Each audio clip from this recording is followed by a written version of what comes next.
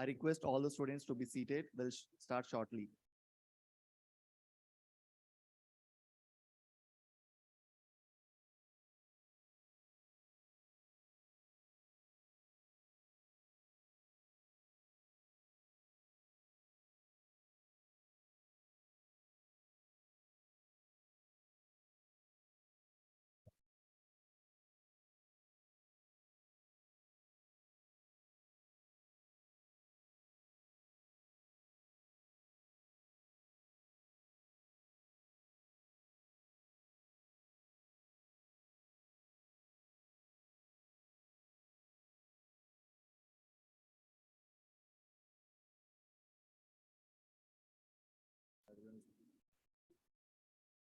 Hello.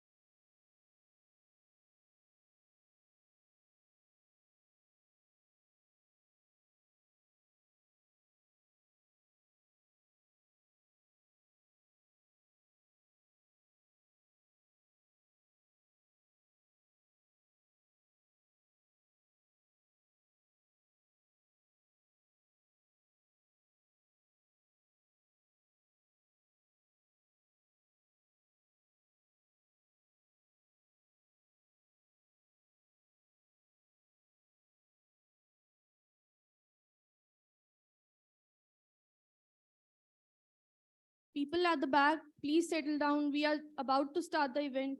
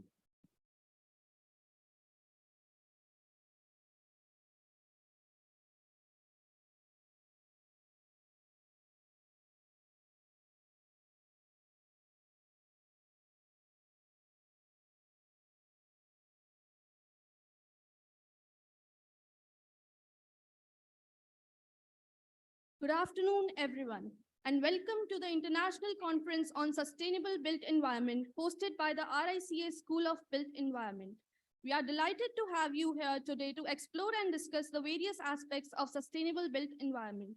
We would like to start off by expressing our sincere gratitude and appreciation to our platinum sponsors, Nucleus and Capital Land, for their support and contribution to making this event a success. Moreover, we would like to thank our conference partners, University of Newcastle, RICS, Colliers, and the Center for Policy Research for their collaborative efforts in making this event possible. Finally, I would like to recognize our publication partners, Springer, for their active involvement and support. As we all know, sustainability is becoming increasingly important in all aspects of our lives, and the built environment is no exception. Sustainable building practices are beneficial in many ways, from improving energy efficiency to reducing environmental impacts. In buildings, we have the ability to be more conscious of material we use, the energy we consume, and the process we implement. Sustainability in the built environment is also important for our own health and well-being. We know that green spaces and environmentally conscious building practices can help improve air quality and reduce energy cost, both of which are beneficial to us as individuals and to the society. We all must take action and work together to create a sustainable future for our planet. That is why this partnership between education and industry is so important. The Education Institute has the knowledge and expertise to develop a sustainable mindset. It can teach students about the importance of sustainability, the environmental impacts of their decisions, and the most effective ways to reduce their environmental footprint. The industry sector, on the other hand, is essential for implementing sustainability. It can bring the knowledge from the Education Institute and put into practice, creating more sustainable products, processes, and services. The industry sector can also lead the way in sustainable practices, setting a good example for the rest of us to follow. So let us take this opportunity to celebrate the partnership between education and industry and to pledge our commitment to sustainability. This conference is intended to bring together the industry professionals, academics, researchers, and students to share ideas, discuss best practices, and advance the field of sustainable built environment. It is our hope that this conference will help to create meaningful conversations and collaborations that will lead to positive and lasting impacts on the built environment. We wish you all a stimulating and productive conference. Before we begin, we would like to invite our esteemed dignitaries on the stage to light the lamp and inaugurate the event. Mr. Sanjeev Das Gupta, Mr. Mahesh, Mr. Rajkumar from Nucleus, Mr. Ashwani Avasthi, Dr. Deepak Bajaj, Dr. Ashish Gupta. Let us give them a warm round of applause as they come on the stage to light the lighting ceremony.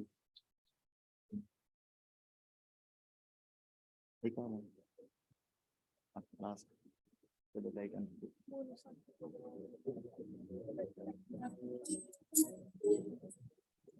As the lamp is lit, may it bring us all good luck and prosperity for the event.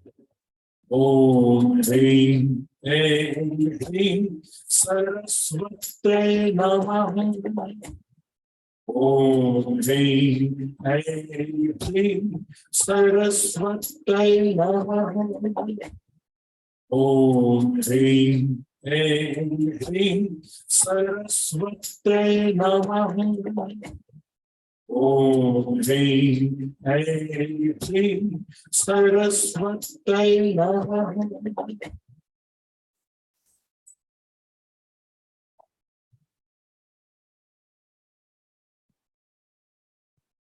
Om Hrim.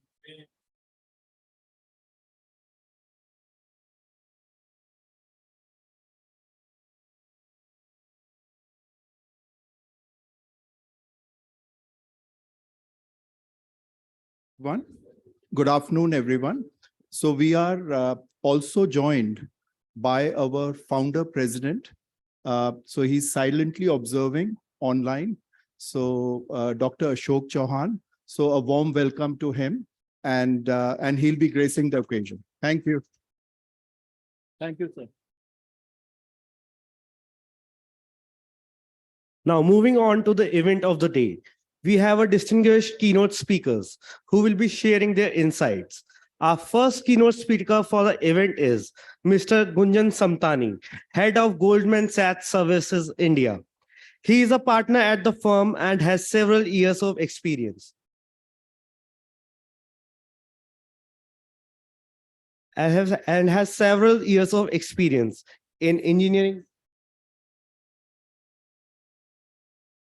So sorry for the inconvenience. I would like to invite Sanjeev Das Gupta sir to invite the guests. Sir, please.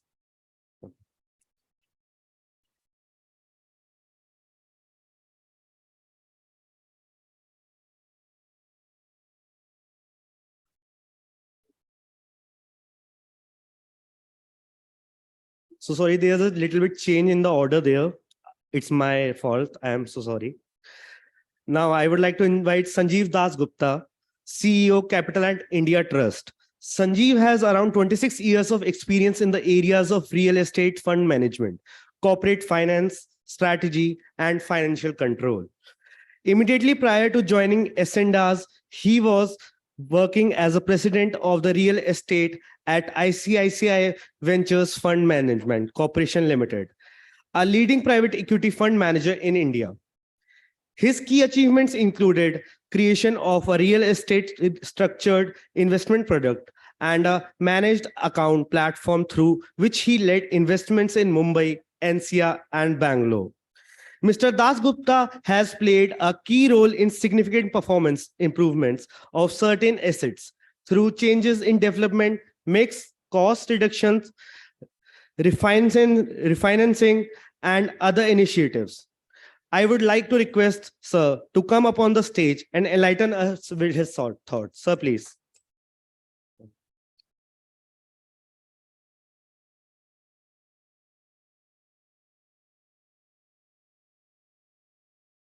Hello. Yeah. Hi. I must say I was pretty happy when I thought Gunjan is gonna, warm this event with by opening, but looks like no such luck today.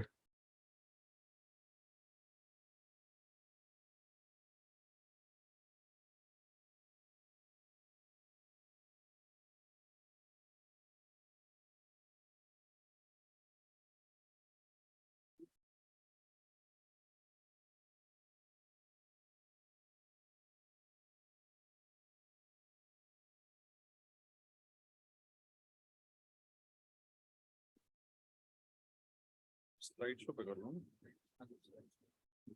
You have the clicker? Oh, yeah.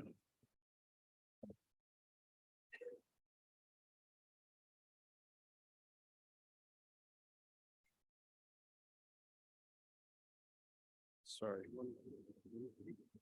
Left and right. Left and right. ये मेरा वाला नहीं है. This is. I think this is Sumit's presentation. This is not me.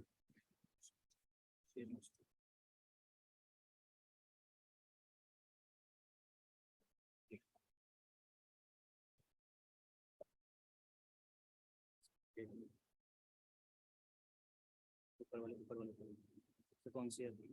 Keynote या मेरा ये वो वाला ही है. ये वाला? हाँ ये. जो बाद वाला है. हाँ.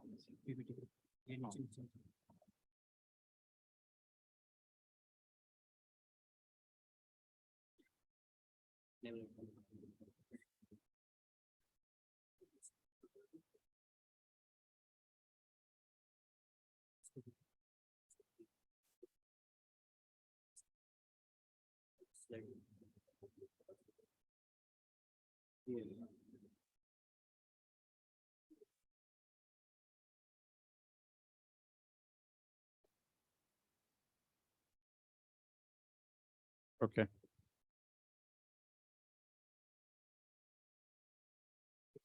Yeah. Sorry, I think Sumit, I think they'll put on your presentation first. So I barely know my own slides. I can definitely know yours.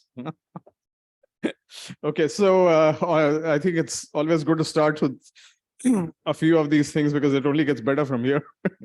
What I want, sustainability is something which is very important in Capitaland, and actually Capitaland signed up to sustainability targets way back in 2010, much before it has really become a very important theme for businesses. So, yeah, I mean, why sustainability is important, I think all of us know. We have, as a human race, in the last 300 years, done tremendous damage to our planet.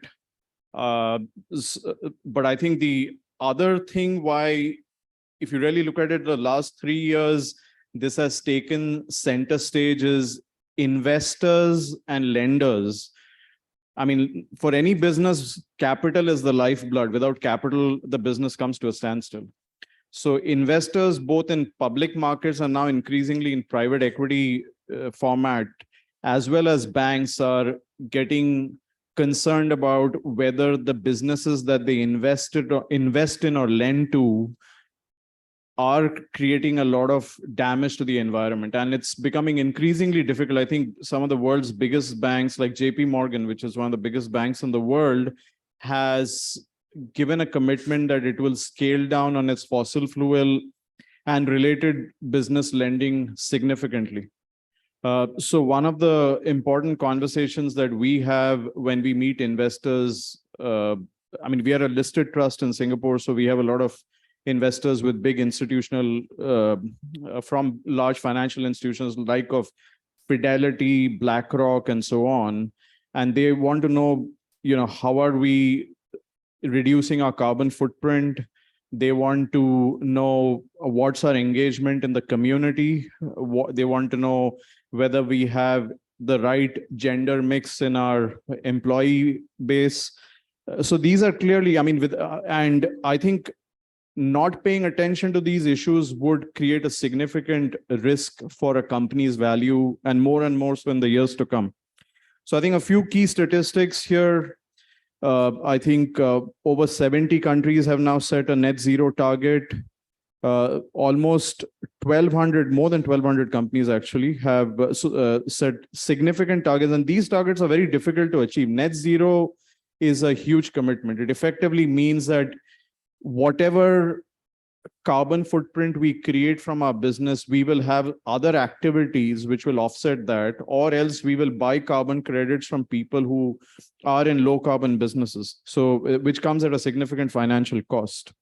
So again, I was talking about investors and financiers, their increasing focus on this issue. Real estate, of course, is a significant contributor, unfortunately, to the sustainability challenge. It comes in various forms. It comes through the construction industry. It comes through commercial real estate. It comes through the residential real estate.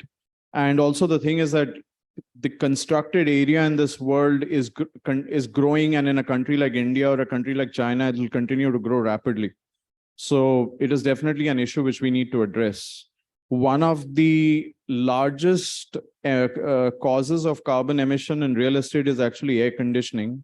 So I'll talk a little about a case study later in the presentation. So I think, as I was saying earlier, that why is becoming green financially important and attractive?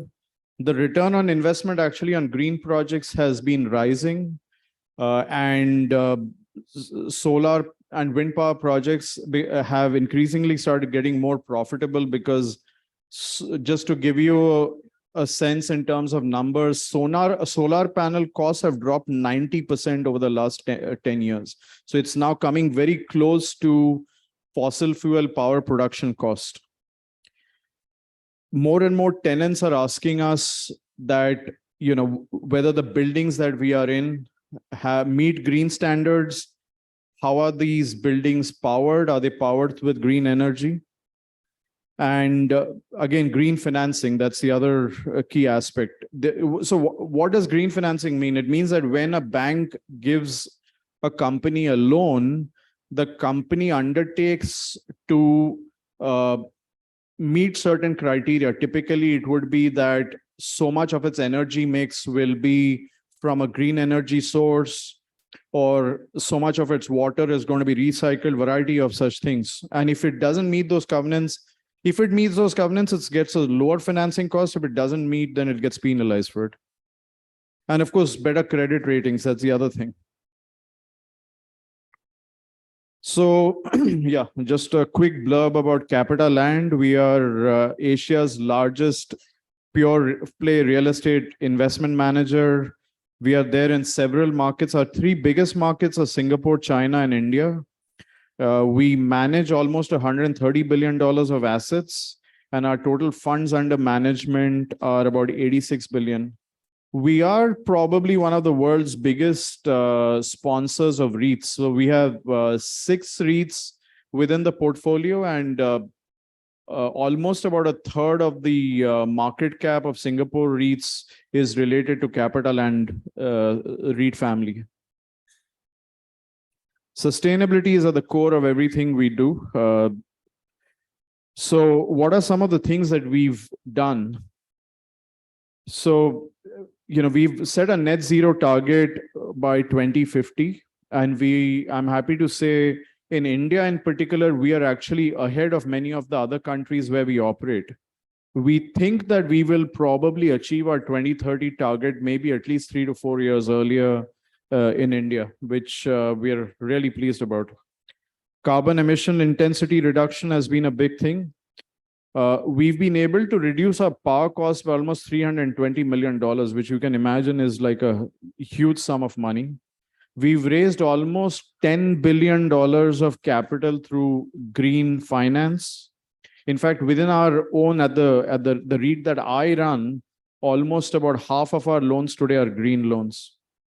So yeah, I think the other important thing which we do is that in our investment underwriting, that is when we present a new deal or a new investment to our board, there is a specific a sustainability related return or analysis that has to be included. If we don't meet the sustainability criteria, the deal wouldn't get approved. So that's the only way we can, in fact, future-proof the sustainability of the business. Otherwise, if we keep approving investments that will continue to be having a high carbon footprint, it's nothing is going to really change. So yeah, I talked about some of this. So sustainability at Capital India, again, a short overview of how large our business here is. We are about 4 billion Sing dollars, about 26 million square feet of floor area. Historically, our business has been IT business parks, but in the more recent years, I would say since 2018, we've also entered into logistics. Last year, we bought a manufacturing facility, which is among India's top 2 iPhone manufacturing facilities, leased to a Taiwanese company. We have also now gotten into data centers. So now we have 4 data center development sites across Mumbai, Bangalore, Hyderabad, and Chennai. So, and that is an interesting dynamic as data centers are very energy intensive. So it will actually, reduce our sustainability. So we are proactively thinking, how do we address that? So one of the key steps we're taking is we have started now building our own solar energy plants for our captive use. So we're actually building our first plant in Tamil Nadu, which should start producing solar energy this year. So yeah, I think this is some details about the green buildings. We have 21 platinum, 13 gold, 1 silver. And the thing to remember is that many of these buildings were built many years ago. So we've actually upgraded the old buildings as well to bring them to this level of rating. So in terms of, I thought it'd be useful to actually say, okay, what does all of this English language really mean? So a few case studies I'll just touch upon briefly. So one is, of course, using renewable energy. So around 31% of our power across our business parks today is from solar energy, which I think is one of the highest. If you look at most of the big IT park owners in India, this would put us probably among the top 1 or 2 in terms of the energy composition mix of renewable energy. Another interesting thing we're doing in Bangalore, we've started this. So this, interesting transformer lying down and sleeping picture that you see over there. This is like this is a trash bot. What it does is it actually segregates waste into 2 categories. And it does that mechanically using the machine. But the other interesting thing is that once the segregation is done, a part of it is used to create biomass energy, and another part of it is actually used to create boards that can be used to make furniture. So we've actually in some of our buildings in Bangalore in the lobby, etc., we've created, furniture and other items using some of this waste material. Then the other thing is, of course, water. I think a lot in the world of sustainability gets done on energy because it's such a big, cost. But water actually often gets less attention. And water, as we all know, is a resource which is increasingly becoming more scarce. So what we've done is we have put a IoT-based system which through sensors tracks the water supply and consumption at every unit level. In other words, what that means is every tap, every faucet, and if something is malfunctioning anywhere along the piping and so on, it sends out an alert by SMS, email, through a web app. And there's a real-time monitoring of this. So this has actually helped us to reduce our water wastage significantly.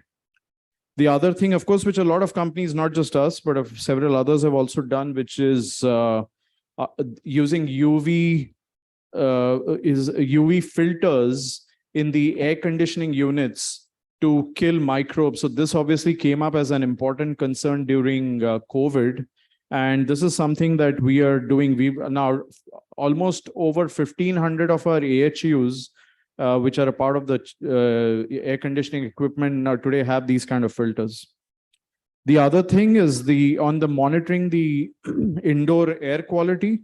So there again, there's a lot of use of technology to and so the sensors that we use for monitoring air quality, those get that data gets captured to a cloud facility, and it's giving us real time these PM2 readings that we, these days in cities like Delhi and Bombay make news for all the wrong reasons. So at least we're trying to monitor that and then proactively, of course, if there are pockets where the air quality is an issue, we are seeing how we can fix it. Then the last point, which is actually quite, again, a very important thing. And what we did is, so in Bangalore, we have a park spread over about 70 acres of land, almost close to 4.5 million square feet. And these buildings have been getting built over the last 26, 27 years. So each building has its own cooling system. So what we did over the last few years is that as the chillers start getting old and needed to be replaced, instead of having the old philosophy of one chiller for each building, we actually centralize the entire cooling system. And because not every building is fully occupied at the same time. So it just becomes a huge waste of power and water consumption and so on. So by doing this, actually, we've saved a lot of cost. And also, we are using much less power, less water treatment, so on. So this is again something which we are very happy with the outcomes, and we will now actually roll it not just in Bangalore, but in other parks as well. So I think, I'm also happy to say, I think Sumit will talk about this later, but we now have the first net zero business park in India, in Chennai, and net zero waste. So that's something we are very happy about. So what have we learned so far? I mean, obviously I've come to this presentation and I'm telling you a lot of good things that we've done, but does it mean that, we've solved all the problems in this world of our own business? No, I think there is no silver bullet. So, I think one of the things always about sustainability is that you see a lot of new technologies coming to the fore, but different technologies work in different countries and different environments. So I think it's not, and sometimes a low-cost solution can actually be more effective than, a very high technology solution. Consistent progress. So I think the important thing is to monitor what we do in the world of sustainability. I mean, it's one thing to set these goals of minus 1.5 degree emissions and so on, but unless we continuously monitor whether the milestones along the way are being met or not, the change will not happen. One good thing is that there are many bodies across the world which are actually putting standards that companies have to adhere to. And the last thing is, of course, power of partnerships. So we've built a lot of partnerships. So one of the interesting things which we do is we do this sustainability challenge, which is held across the world. And in fact, India, China are two countries from where we get the maximum number of entries, where anybody who's got a business or even a prototype of a technology or a device or a product which can lead to sustainability benefits can participate in that contest. And we allow the first 10, or rather there's a whole elaborate selection process. The last 10, actually, we allow them to beta test it in our parks, and we support them financially. And the one who's the winner actually gets a substantial financial award to again, roll it out within our parks and also we support their marketing and other efforts. So a Canadian company actually won the prize last year. They came up with a filter, something along the lines of the filter I was talking about, but it has a lot of added technology elements to it. So I think, yeah, so that's one of the other things which we are doing, because we're finding that a lot of young minds and young businesses have great ideas. Sometimes we as larger businesses lose sight of. Yeah. So I think that's the end of the presentation. Thank you for your time. Yeah.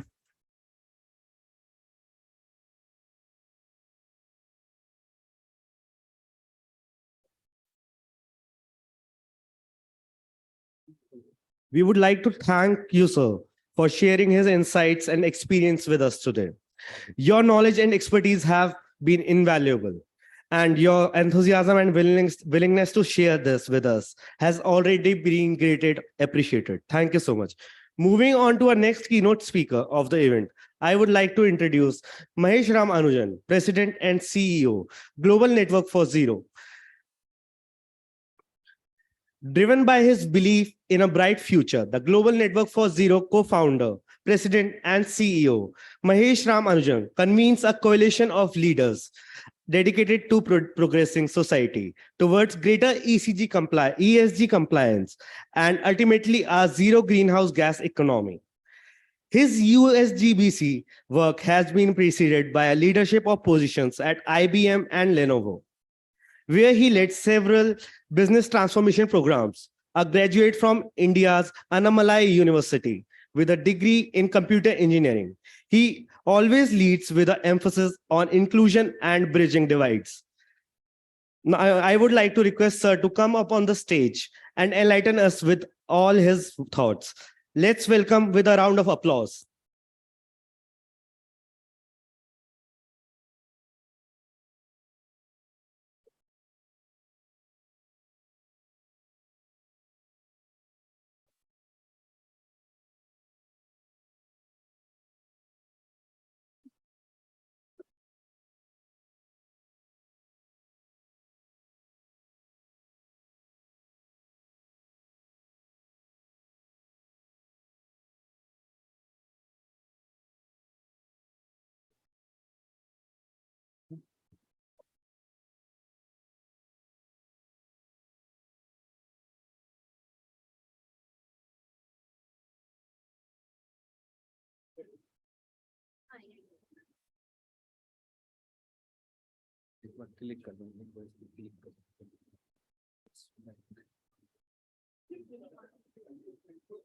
आ जाएगा वो।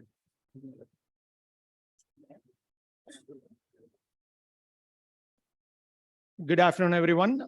Thanks to the School of Built Environment, RICS, for inviting me here today. And particularly thanks to Professor Deepak Bajaj, Dr. Ashish Gupta, and most importantly, my dear friend Gigi Thomas from Nucleus for connecting me to this event. And thank you all for joining us this afternoon to discuss what I call net zero no man's land. The truth is, when it comes to the overhauls needed for net zero, which is defined as where we remove more carbon emissions than we produce, we are not there yet. This year's Corporate Climate Responsibility Monitor reported that the net zero pledges of 24 of the world's leading companies would reduce their total GHG emissions by 36% by their respective target years. A while ago, we might have considered this as progress. But when we know their emissions must be reduced by a combined 90%, it's not just disappointing, it's dangerous. That is not to say that there is not good news.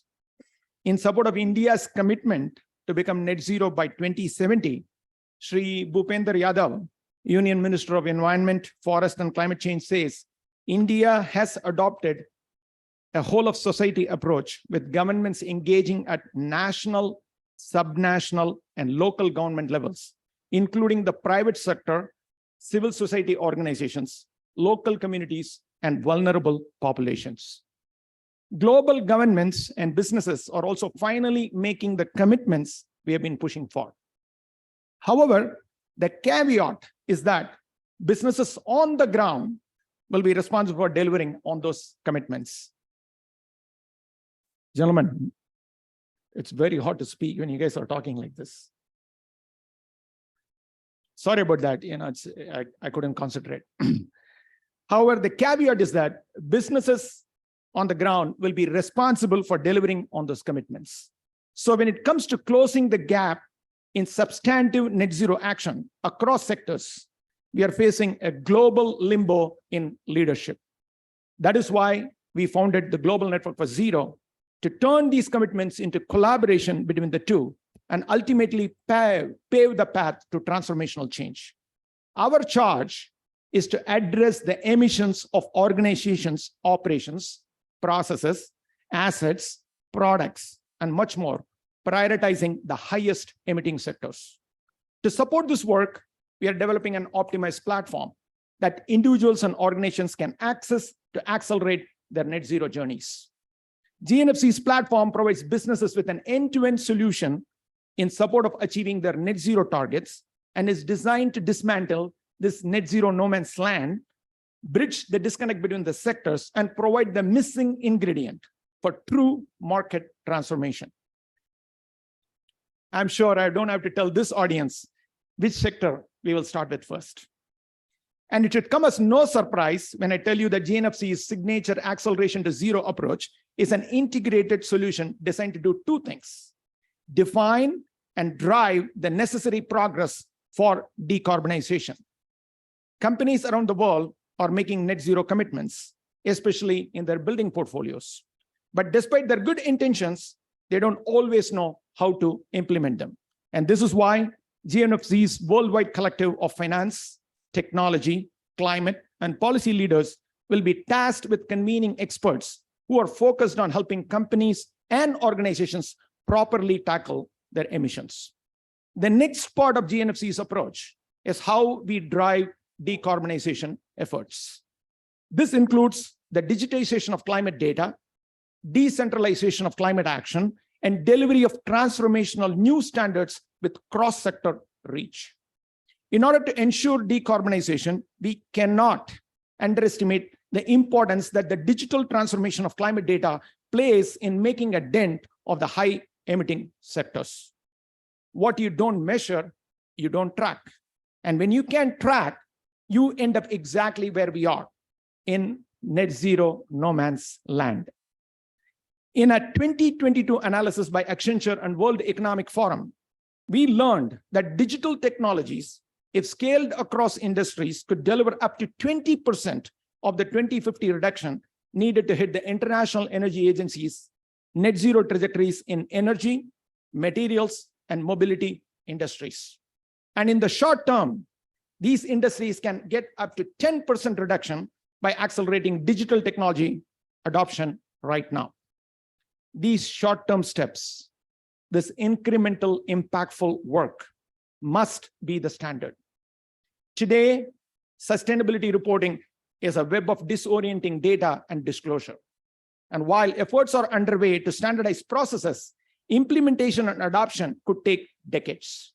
This means that digital decarbonization efforts must be scaled rapidly and with technologies available to us now. Also, accelerating the creation of shareable, verifiable space to record sustainability data increases transparency and limits the potential of greenwashing. I'm sure you're thinking, but how exactly is that done? Recognizing that climate action is not centralized, but it takes place in a decentralized way, will drive us forward. It will revolutionize how we break down and understand data by region, by sector, and by people. And it is why our platform is based on the blockchain technology. This is the critical third component of our work driving accelerated decarbonization, delivering transformational new standards with cross-sector reach. You all know well that buildings constitute a large percentage of many organizations' emissions, and with almost 40% of the planet's emissions, the built environment is one of the highest emitting sectors. And I believe Mr. Das touched on it very eloquently on that. Existing buildings in India and globally face one of the most complex and uphill battles in terms of obstacles to the path to zero. Businesses still truly don't understand the urgency of greening existing buildings, and that digital transformation is necessary to do so. The result is, it is an all or nothing mentality. We are not going to be able to do all the recommended overhauls, so why bother implementing them too late anyway? This is our mindset, but we don't have to accept that. Recently, UN Secretary General Antonio Guterres said that in climate solutions, we simply cannot afford baby steps. We need disruption to end the destruction. He's right, but I want to make sure we are not confusing the lack of progress we have seen from baby steps with tremendous potential impact that comes from incremental climate solutions. Baby steps are the unimpressive result of making big proclamations with no roadmap for execution. True disruption is acceleration of 1 million incremental steps, and that's especially true with existing buildings. It's a world where companies and buildings take the reins of their net zero journeys with incremental actions, where we make these steps accessible and scalable with unlimited entry points and a support system that embraces anyone trying to reduce their carbon footprint. And that's exactly what we are doing. In a few weeks, GNFC will announce the launch of a net zero solution and certification for existing buildings. I am pleased to preview our strategy with you today. By having people assess their building's emissions baseline at the onset, GNFC's solution is designed to scale progress with existing buildings by providing an incremental approach to certification, one focused on ensuring all buildings can establish a roadmap to zero. Existing buildings also face barriers in finding capital or financing, so they need to use it judiciously. GNFC's solution allows projects to clearly understand their emissions and avoid long-term costs. And what we are proposing them allows them to take an incremental path with incremental cost deployment and implement their plan to get their building to net zero.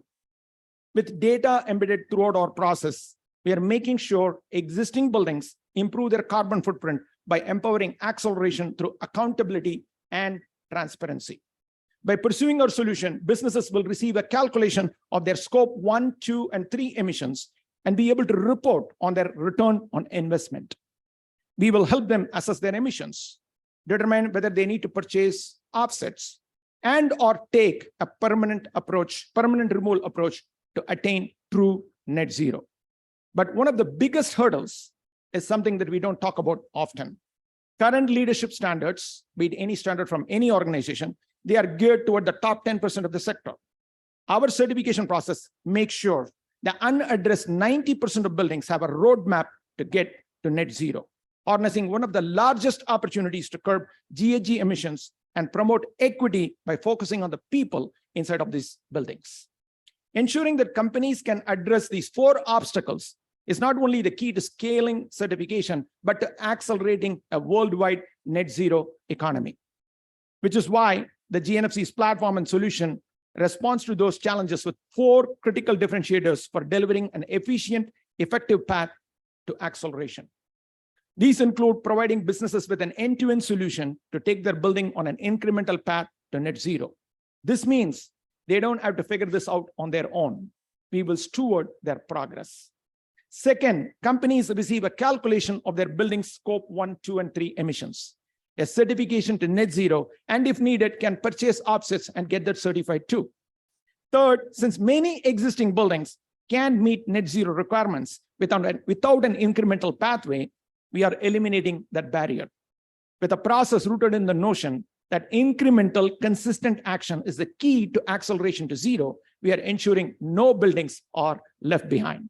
And lastly, we want everyone to be able to choose the standard, method, or approach that works best for them. We are not mandating any standards, but while maintaining a laser focus on calculating and reducing their carbon footprint. It's worth noting some companies grasp the importance of acceleration and are already embracing these differentiators. Surat-based SRK Exports, one of the world's largest diamond manufacturers, has partnered with GNFC to reach net zero emissions for 2 facilities by 2024 here in India. This milestone will set the tone for what's possible in a zero emissions India and beyond. SRK has always been good at considering what the future can look like with intervention, compassion, and innovation. Just look at the extraordinary progress Nucleus Office Parks, the operating platform for Blackstone Group here in India, is making. In the past 2 years, Nucleus worked tirelessly to LEED certify its entire portfolio at the platinum level, which I am proud to say is now the largest LEED version 4.1 existing buildings portfolio in India. After a reduction of more than 87,000 tons of CO2 emissions from 2021 to 2022, it should come as no surprise to anyone here that Nucleus's very thoughtful and recent sustainability report demonstrates commitment to education and clearly illustrates how the significant carbon emission reduction has a positive impact on its stakeholder and community. Of course, we'll be partnering with Nucleus Office Parks to get all their buildings, particularly their existing buildings, on their net zero journey. And look at what CapitaLand investment is achieving.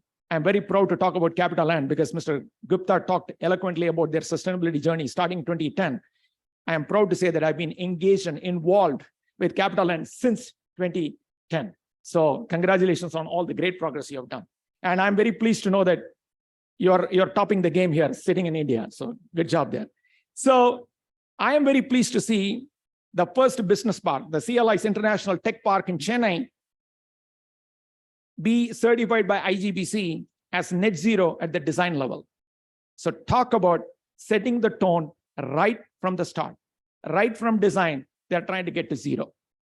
CapitaLand could use GNFC's solution to bolster and accelerate their company-wide 2050 zero operational target. I'm also impressed with what Colliers is laying out.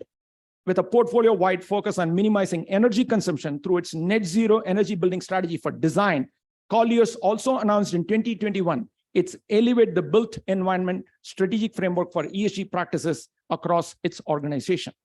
Not only did Colliers commit to setting a science-based target through SBTi's business ambition for 1.5 degrees and to achieving net zero for its own operations by 2030, they announced a plan to develop and deliver a net zero program to help building owners, investors, and occupiers reduce or eliminate their building-related emissions.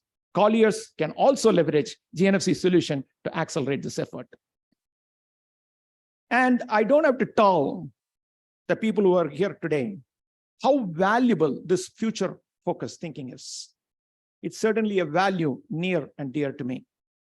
It is at the heart of any child who, like me, grew up in poverty. While growing up in Chennai, the importance of stretching resources and accounting for what was next became my way of life. It made me who I am today.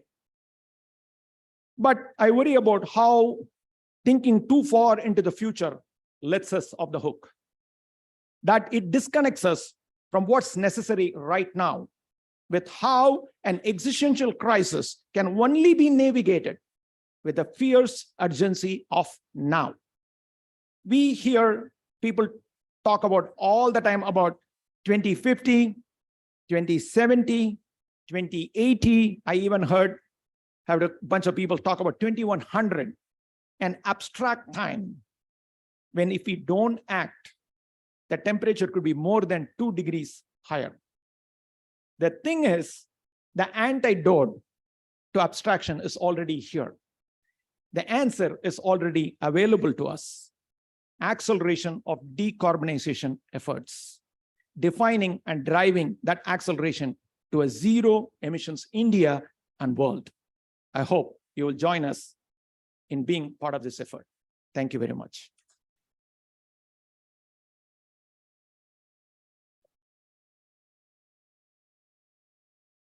Thank you, sir. That was thought-provoking and truly resonated with the audience.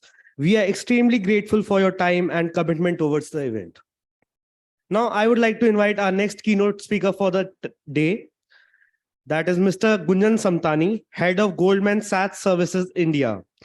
He is a partner at the firm and has several years of experiences in engineering and financial services, having held related leadership roles in Goldman Sachs, Citigroup, UBS, and Bear Stearns.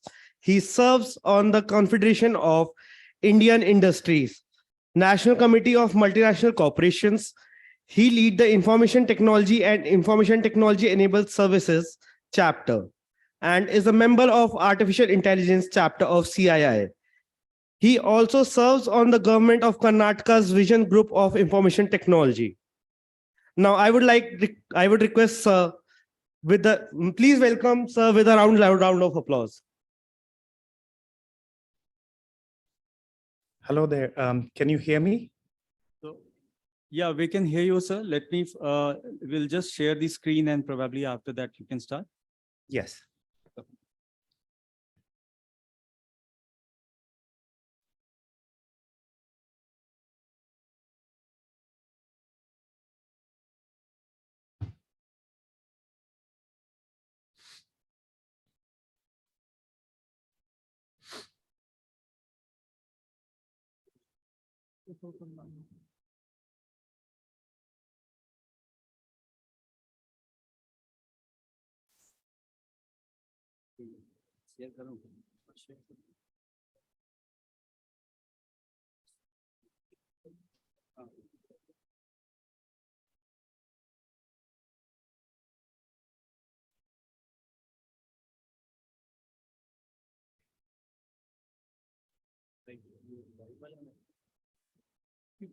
All right.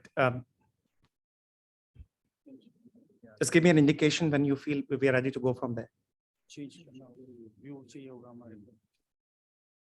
Yeah, sure, sir. Just a second. Video के साथ में जैसे बात sharing में नहीं जाएगा उसी पे आएगा.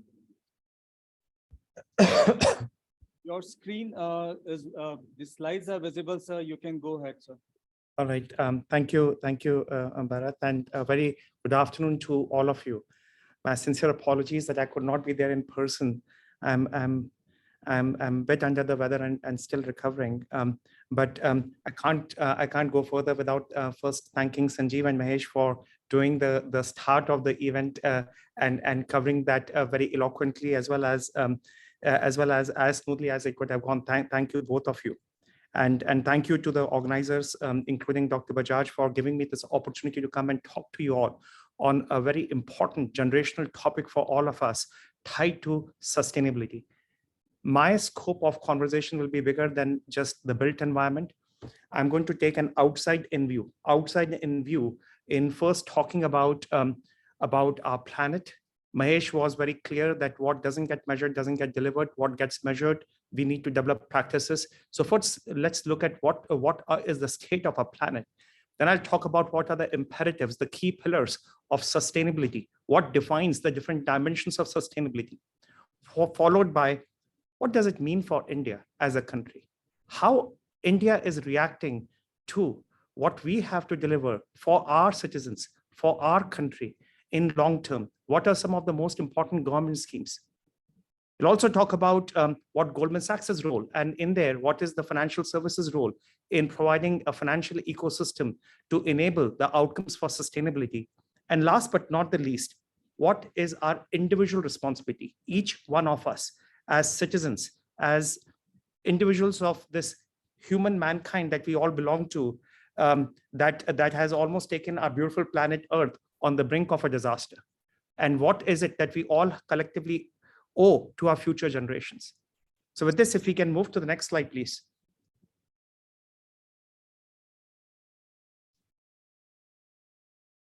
All right. The evidence of rapid climate change is absolutely compelling. I won't read every measure that is out there, but perhaps highlighting the most recent one in the context of what we were facing in COVID worldwide, but what it did to our environment. 3.4 billion single-use plastic medical care products discarded on a daily basis during the pandemic. There was a mention about water levels and water not getting enough attention in the conversation around climate. So let me talk about the number that is on the bottom right, which is the global sea level has risen about 8 inches, 20 centimeters in the last century. I'll come and talk more about it in terms of what it means to the dislocation of the communities. A significant portion of our country as well as the world population that lives in these coastal towns and these villages. And all of this, recognizing, is extremely, extremely expensive. $200 million of daily losses that the world has to incur tied to climate, weather, or water-related disasters, be it in different forms of hurricanes or be it in different forms of heavy rains or heat strokes. It is all around our world. That's the pulse of the planet in some very macro numbers. If you go to the next slide. Now, in the last 20-25 years, we have seen a massive growth in terms of the nominal GDP as we look at it from an aggregate perspective for around the world. So I want your attention on the chart on the left-hand side.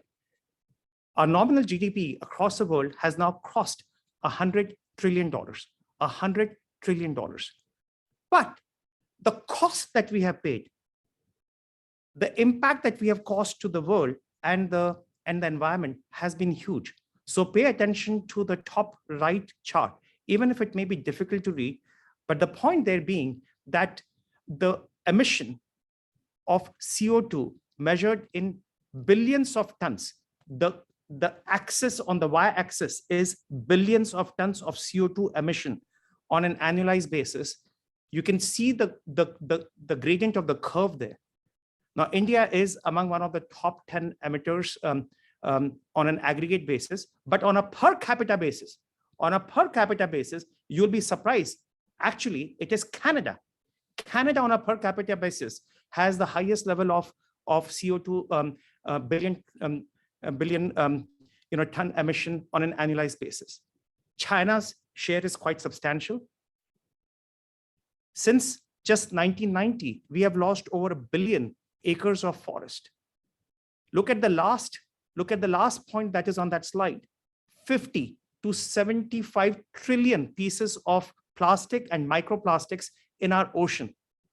Oh, human mankind, what are we doing? 50 to 75 trillion pieces of plastic in the oceans all around us. If you move to the next slide, as I mentioned, sustainability is beyond climate, beyond the environment. It's equally about inclusive growth or lack of inclusive growth. It's equally about access to healthcare or lack of it. 240 million children are out of school. That number perhaps would have significantly gone up in the dropout of the students that has happened on the back of the pandemic. 100 million people get pushed below the poverty line every year, because they are not able to sustain the cost of medical emergencies. In a world where our population has now crossed 8 billion, over 1 billion women still do not have access to basic financial system, and therefore they do not have financial inclusion in a true sense. And last but not the least, this is coming back to the topic of water. 1.4 billion of our human species, human mankind, live in areas of high water vulnerability. and over 770 million people lack basic drinking water. Now just internalize what is the state of the planet as we stand today, and the inequality in spite of the growth of the GDP that this has driven. If we move to the next slide. Now, there is no one lever that can solve this all. We have to be collective at it. We have to be collective at it from a policy perspective, from an innovation perspective, from a harmonic commitment towards our common purpose of saving our planet. And that innovation is going to come in a range of different dimensions. I have only listed a few here, be it clean technologies, be it financial innovation. Our industry in finance has to do a whole lot in creating sustainable products and sustainable financing to enable the kind of action that is needed around the world. The policies, be it at a legislative level, a regulation level, or the government investment that is needed, or a hybrid approach of PPP, public-private partnership that is needed for us to achieve the outcomes of limiting the global warming below 1.5 degrees centigrade per the Paris Accords that most of the countries have signed up for. So if you move to the next slide. Now, what's the road to net zero? You know, Mahesh, your presentation in the context of solutions and platforms to capture it right at the inception, I think makes a whole lot of sense. But just to quantify, what does it mean to decarbonize some of the deepest sectors that have been hit due to the abuse that we have done as human mankind? This, from our own Goldman Sachs research, requires $100 to $150 trillion over the course of next 3 decades, starting in 2021. So the clock is ticking. The clock is ticking. Now internalize this number: $100 to $150 trillion have to come in the next 3 decades.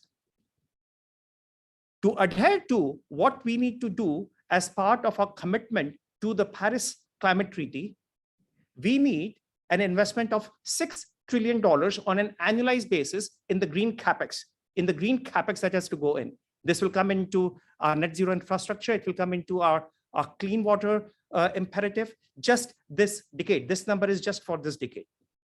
The good thing is that there are levers, there are solutions that will allow us to evolve into a circular economy. So you put in 6, but to get the benefit of $4.5 trillion coming on in terms of the economic output that we can get the benefit of and create 6 million jobs along with it worldwide. So you create 6 million jobs worldwide to the extent we are collectively aligned to this harmonic, to this collective purpose that we have to adhere to. So if you move to the next slide. Now, as I said, the capital markets have a very important pivotal role to play. So I want to show you now, even if this chart, not knowing the room or what the audience can see, but if you look at the growth in the sustainable funds and assets that are being supervised, monitored, invested in through these funds, there is a significant spike up in the interest in the developed markets as well as in emerging markets. Since 2020, we saw a significant increase, 61% increase in the number of just the funds, the sustainable funds. The assets under management have also gone up, and these, when I say gone up, I'm talking in the least count of trillions of dollars. Record total AUM of $2.7 trillion, up 53% from 2020. And there is only one direction that this is going, because the conversation about ESG as well as the capital investment that is needed to support it on a sustainable basis is a consistent dialogue across all the financial community as well as with all our clients. This is a collective measure. It's not just about one firm. If you look at the chart on the right-hand side, is about the ESG bonds cumulative issuance, the bonds which have a long tenor. And there again, over $3 trillion, in some ways, the benchmark has been passed just in 2022.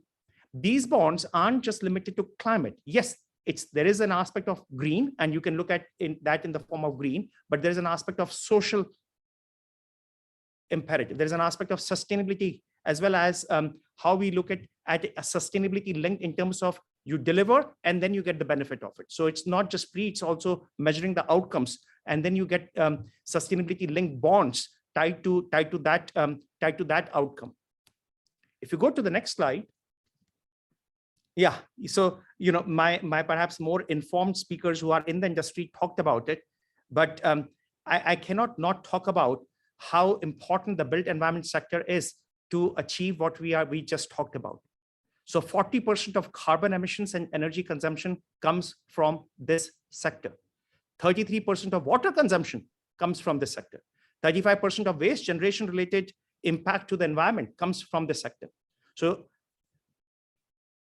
right from academia to the participants in the ecosystem, to of course the industry, to the financial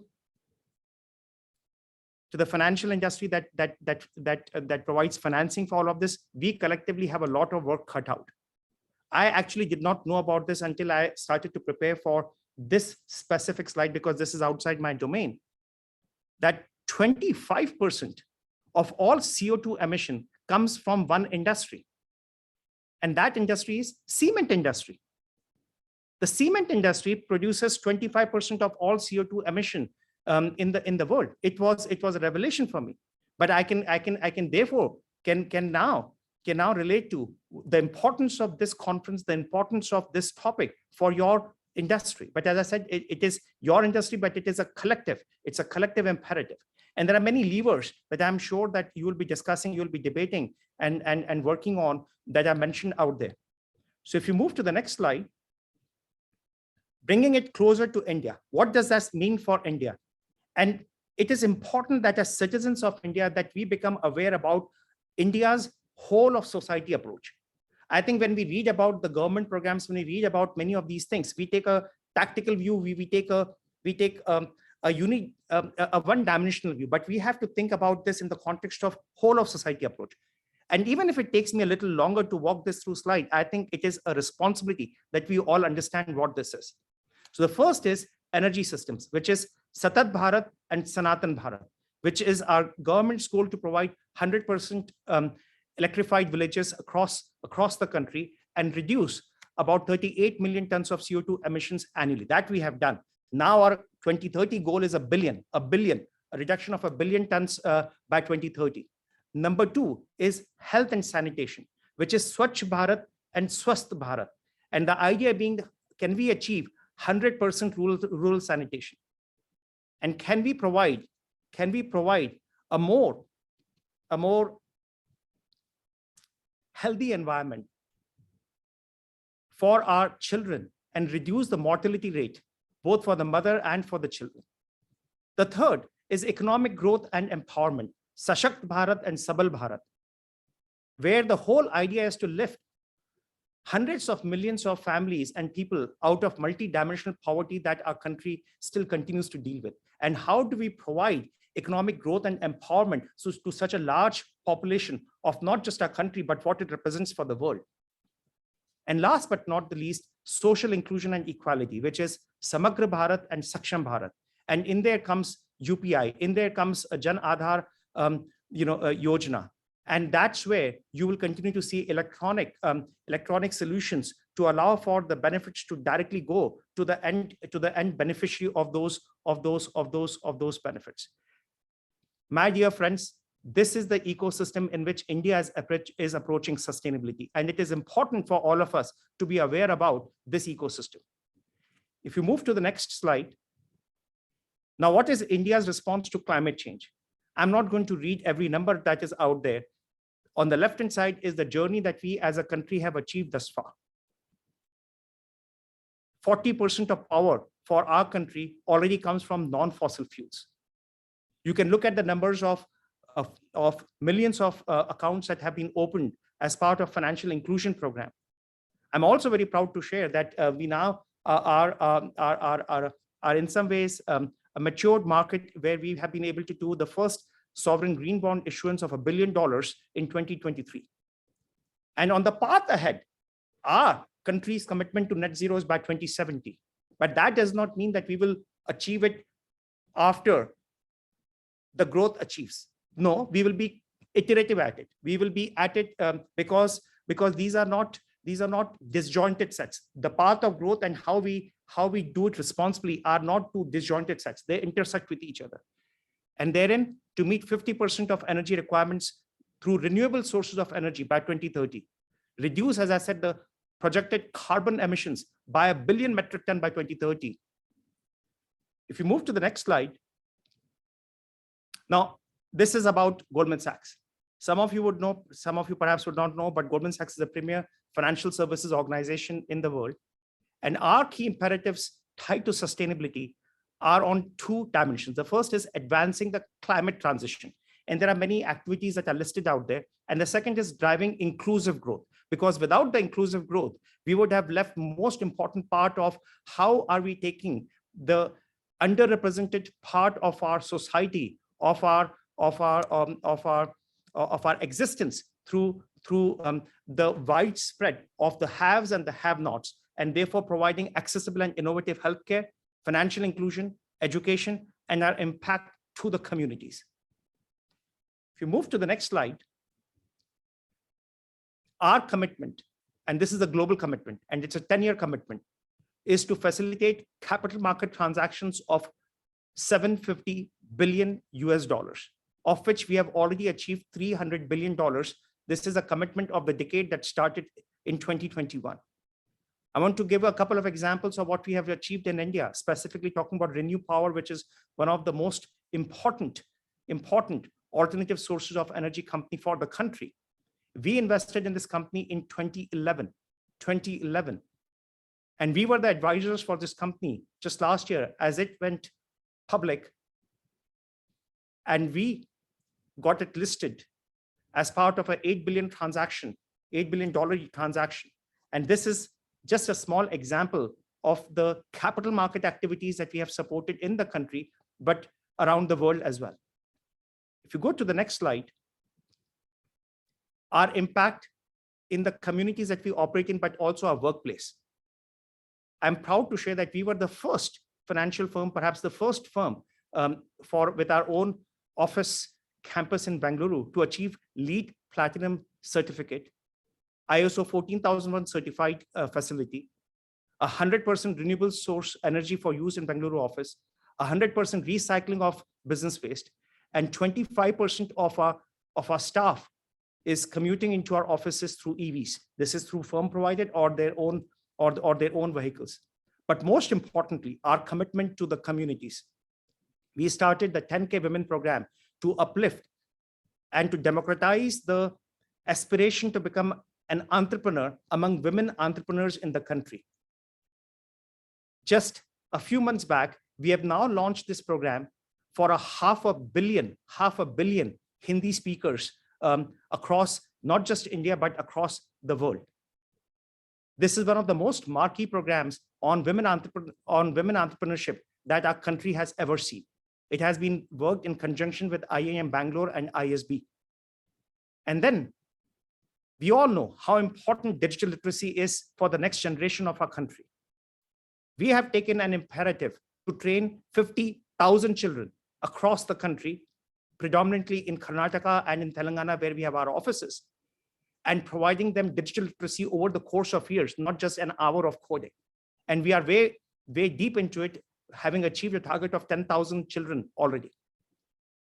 If I can come to the last slide of my presentation. And this is to appeal to all of you, and this is perhaps at the innermost. So we started from the world, we brought it to the levers of sustainability, we brought it to our country, we brought it to Goldman, but now I'm bringing it to each and every one of us as citizens. Our greatest threat to our planet is the belief that someone else will save it. It starts with awareness, my friends. It starts with action, and it starts with advocacy. The planet that we live in is not an inheritance that we have gotten from prior generations. It is not an inheritance. It is a loan that we have for the future generations. We have to ensure that our future generations are able to carry this forward. I'll close by perhaps talking about an example that many of you can relate to. I was born and grew up in a city, Indore, in Madhya Pradesh. Many of you would know that Indore has been recognized and has the unique recognition of being the cleanest city of India for 6 years in a row since the Swachh Bharat campaign started. Now, how did we achieve that? How did Indore even achieve that? It wasn't just because there were government policies, just because there were government organizations that provided the infrastructure to do it, but it became a common purpose. It became a celebrated identity among the citizens of the city to nurture the identity of being the cleanest city of India. And it is that identity that created the mass movement that is needed at a higher level of abstraction that we just talked about. With that, if I may pass it back to Bharat, Dr. Deepak, who is on the stage.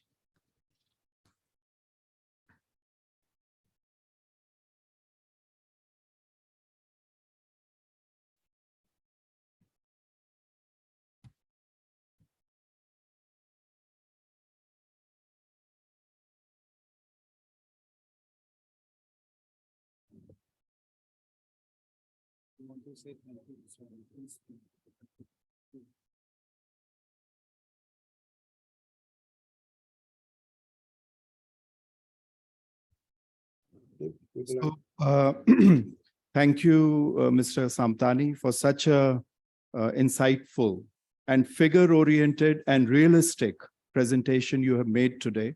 And I think all this will motivate our students and our construction professionals to try to help achieve the country's objectives. Before that, we also would like to invite you over to campus at some stage when you do get a chance and address our audiences with this insightful presentation. And thank you very much. I would like to thank Sanjeev Das Gupta and Mahesh ji for their invaluable contribution with their presentation, case studies, and the direction ahead for net zero for India. Now I have the honor of inviting our founder president, who wishes to address all of us through online link. And sir, are you ready for the presentation? Yes, please. Thank you. Actually, I never had any presentation. So welcome to all my very worthy students of RICS. I'm so excited to attend this program. I just heard Gunjan Samtani ji. I think I tell to my students, have you ever heard in last 10 years? I have not heard such lecture. What Samtani ji told, every word was worth galloping, chewing, and working on it. Dr. Deepak Bajaj, I must compliment you for your persuasion that I could come to attend this program. RICS has been very close to my heart since inception. I have been many times there, but now when the things grow, develop, and take its own course, then I do not find so much time. But RICS is very close to my heart. My students, those who are doing BBA and in different streams of MBA, I think there could not be many programs in the present scenario of the country and the world than your programs of the RICS. This your today's seminar on the topic of the sustainable built environment, I think this is the need of the hour, not only for India. And I will tell to Deepak Bajaj ji that during the year G20, we should have a separate session, hybrid based on this topic, so that not only MIT, not only country, but everyone knows how much MIT is thinking and working on this area. Samtani ji, I must tell you, what data you gave, what figures you gave, it tells your exceptional competence. I am attending today on 4 laptops, different programs. The RBI training is going on with officers, 300 people are there. The ITEC from the Ministry of External Affairs, 21 countries, people are being trained there. Then artificial intelligence program is going on. And the 4th is your RICS. So I am moving through one to the other. But what I heard in few minutes from Gunjan Samtani ji. I think I will hear it once again. And I'll ask respected Gunjan Samtani ji, are you presently heading this Goldman Sachs, where you are placed, in Delhi, Bombay, or I'm asking this because tomorrow at our MIT University Gwalior, we are having the annual convocation. If you would be around there or can be present there, I would request to the governing council, the chancellor and vice chancellor, that I bestow upon you the honor of the honorary doctorate from the MIT University. This is very prestigious award.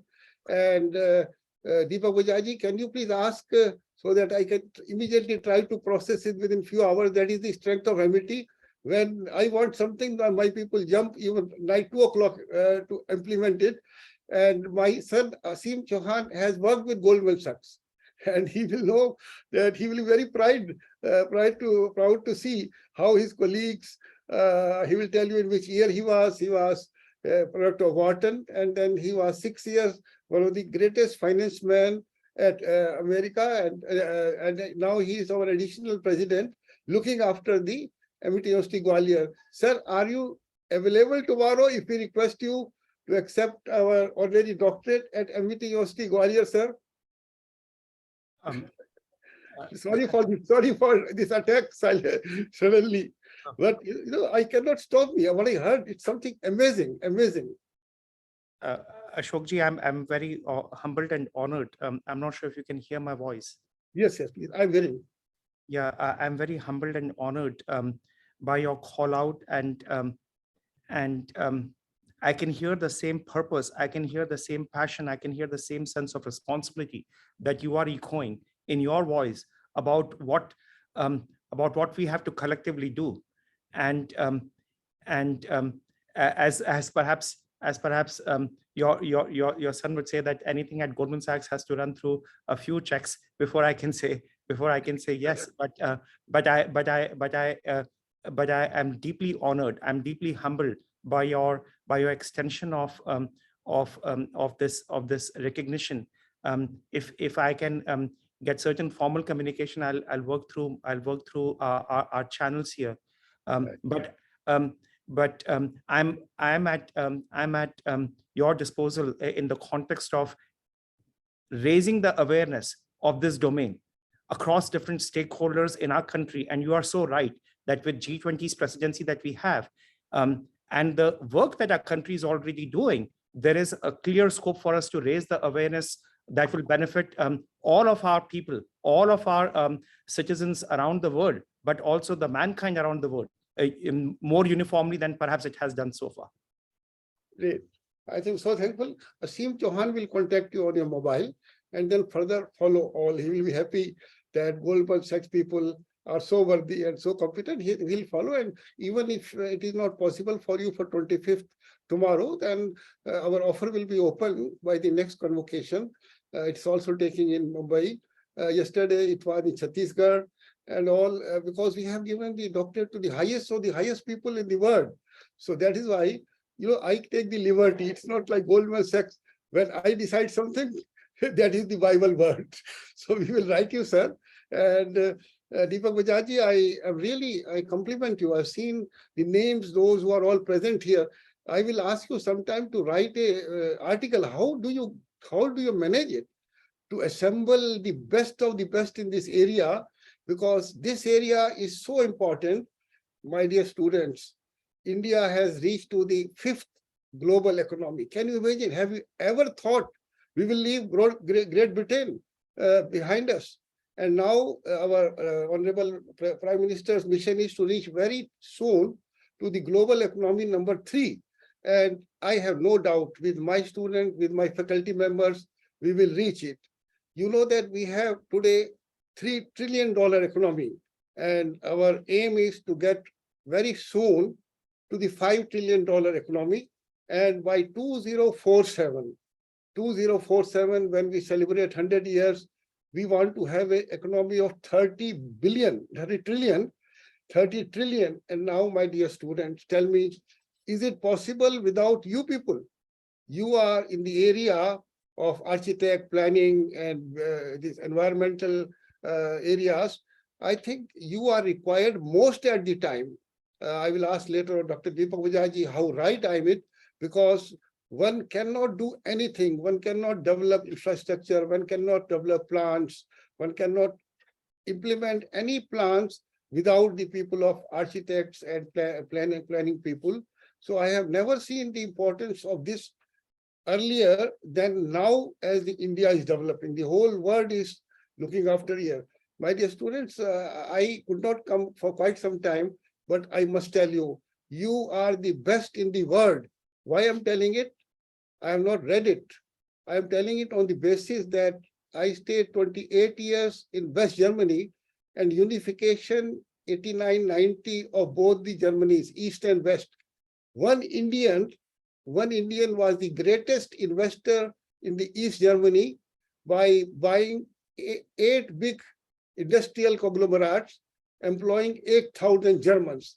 So if that one Indian can do it, then my students with whom I am working nowadays, they can do it more easier. This was your Dr. Chauhan, who was getting salute from 8,000 Germans and Indians and other industrial countries.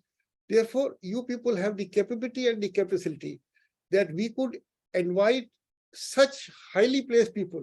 Do you think it is easy?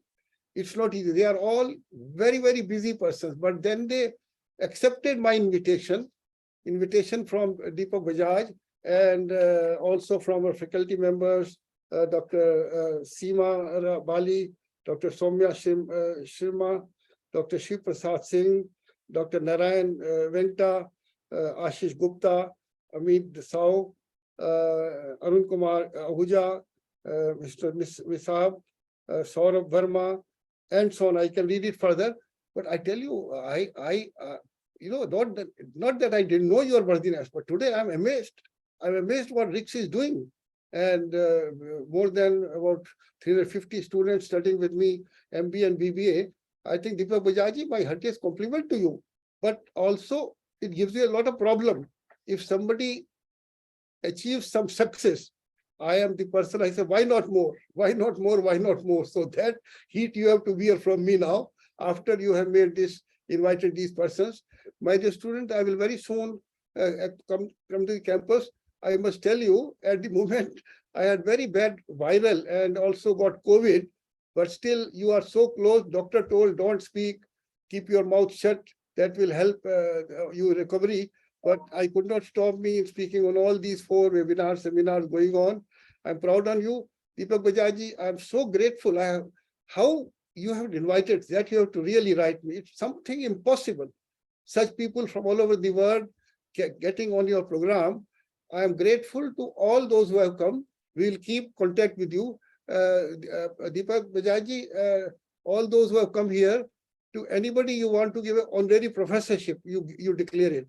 Because why I'm telling it, that develops a bond between MIT and the person concerned. And when the certificate award will be hanging in their room, in the residence and in the office, their family will ask, oh, this is MIT, what you're doing for them. So to as many you want to think that they can have time for us to, from time to time, help us, advise us, please, you can declare, I give you the blank permission that you can declare today during the program that Honorable President had requested to accept our honorary professorship from RICS, MIT University, UP, because there are so many worthy persons, but you can decide yourself. Again, my students, I'm so Thank proud. you for the blank check. Thank you. But it will be judicially used. Thank you very much, sir. Because I will not give it to anybody, but I have so much faith in your competence and your thought process. This is first time in the history of MIT that I'm giving this blank check. First time. I'm honored, sir. Thank you. Thank you. Thank you very much. Thank you. Thank you for gracing the occasion. Mr. Samtani, thank you very much. And we'll be in touch like with everyone else who has come today. And we proceed with the felicitation of our esteemed keynote speakers. Thank you.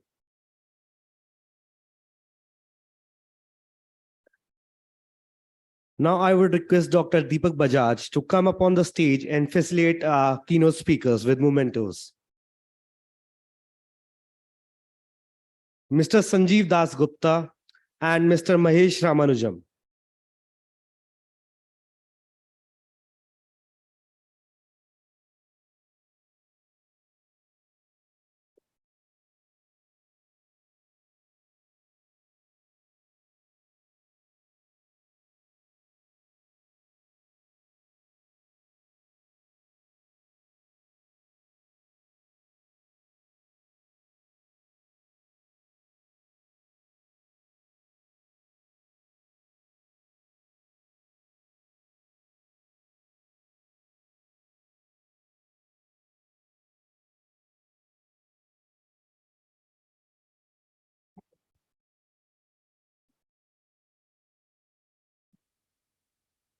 Sustainability is not just about adopting the latest energy efficient technologies or turning to renewable sources of power. Sustainability is a responsibility of every individual every day. It is about changing our behavior and mindset to reduce power and waste consumption, thereby helping to control emissions and pollution levels. Moving on further to the event. Now we have a panel discussion lined up for the evening. This panel is going to be a great opportunity to discuss and learn from a great group of experts. Firstly, we'll be having a panel discussion on how technology and sustainability are driving commercial real estate. We have a great lineup of panelists. We are going to have a moderated discussion where the panelists will be able to share the knowledge and experience. After the discussion, we'll have a Q&A session where the audience can ask questions. So please join us for this panel discussion and get ready to learn something new. Our panelists for the evening are Mr. Sumit Gera, Head Portfolio Management, Capital Land India Trust. Please come to the stage, sir. He leads portfolio management for Capital India Trust, a Singapore-listed trust with real estate assets across major cities in India. Prior to joining Capital Land, he worked at Partners Group, a global PE firm, and was responsible for more than $400 million of real estate investments across Asia Pacific. Moving on, the next panelist we have is Mr. Amit Grover, Executive Director, DLF Office Business. He is a seasoned commercial real estate professional with at least 26 years in key positions at Cushman and Wakefield and Citibank CRE and is currently working with DLF from last 20 years. He's passionate about architectural, real estate development and business. Next, we have Mr. Madhav M., Director, Skytree Morrow Engineering Services. He leads practices of design, engineering, technologies, and business management relevant to built environment and cities. He actively involves in smart cities, smart codes, and urban management advisory and consulting. Our next panelist for the evening is Mr. Piyush Jain, Managing Director, Office Services, Colliers, India. He is an industry veteran and comes with over 20 years of experience in real estate. He has recently joined Colliers as the Managing Director for its office services business in India. As one of the senior-most leaders in the real estate industry, Sir has extensive expertise across office, retail, industrial, warehousing, and other verticals.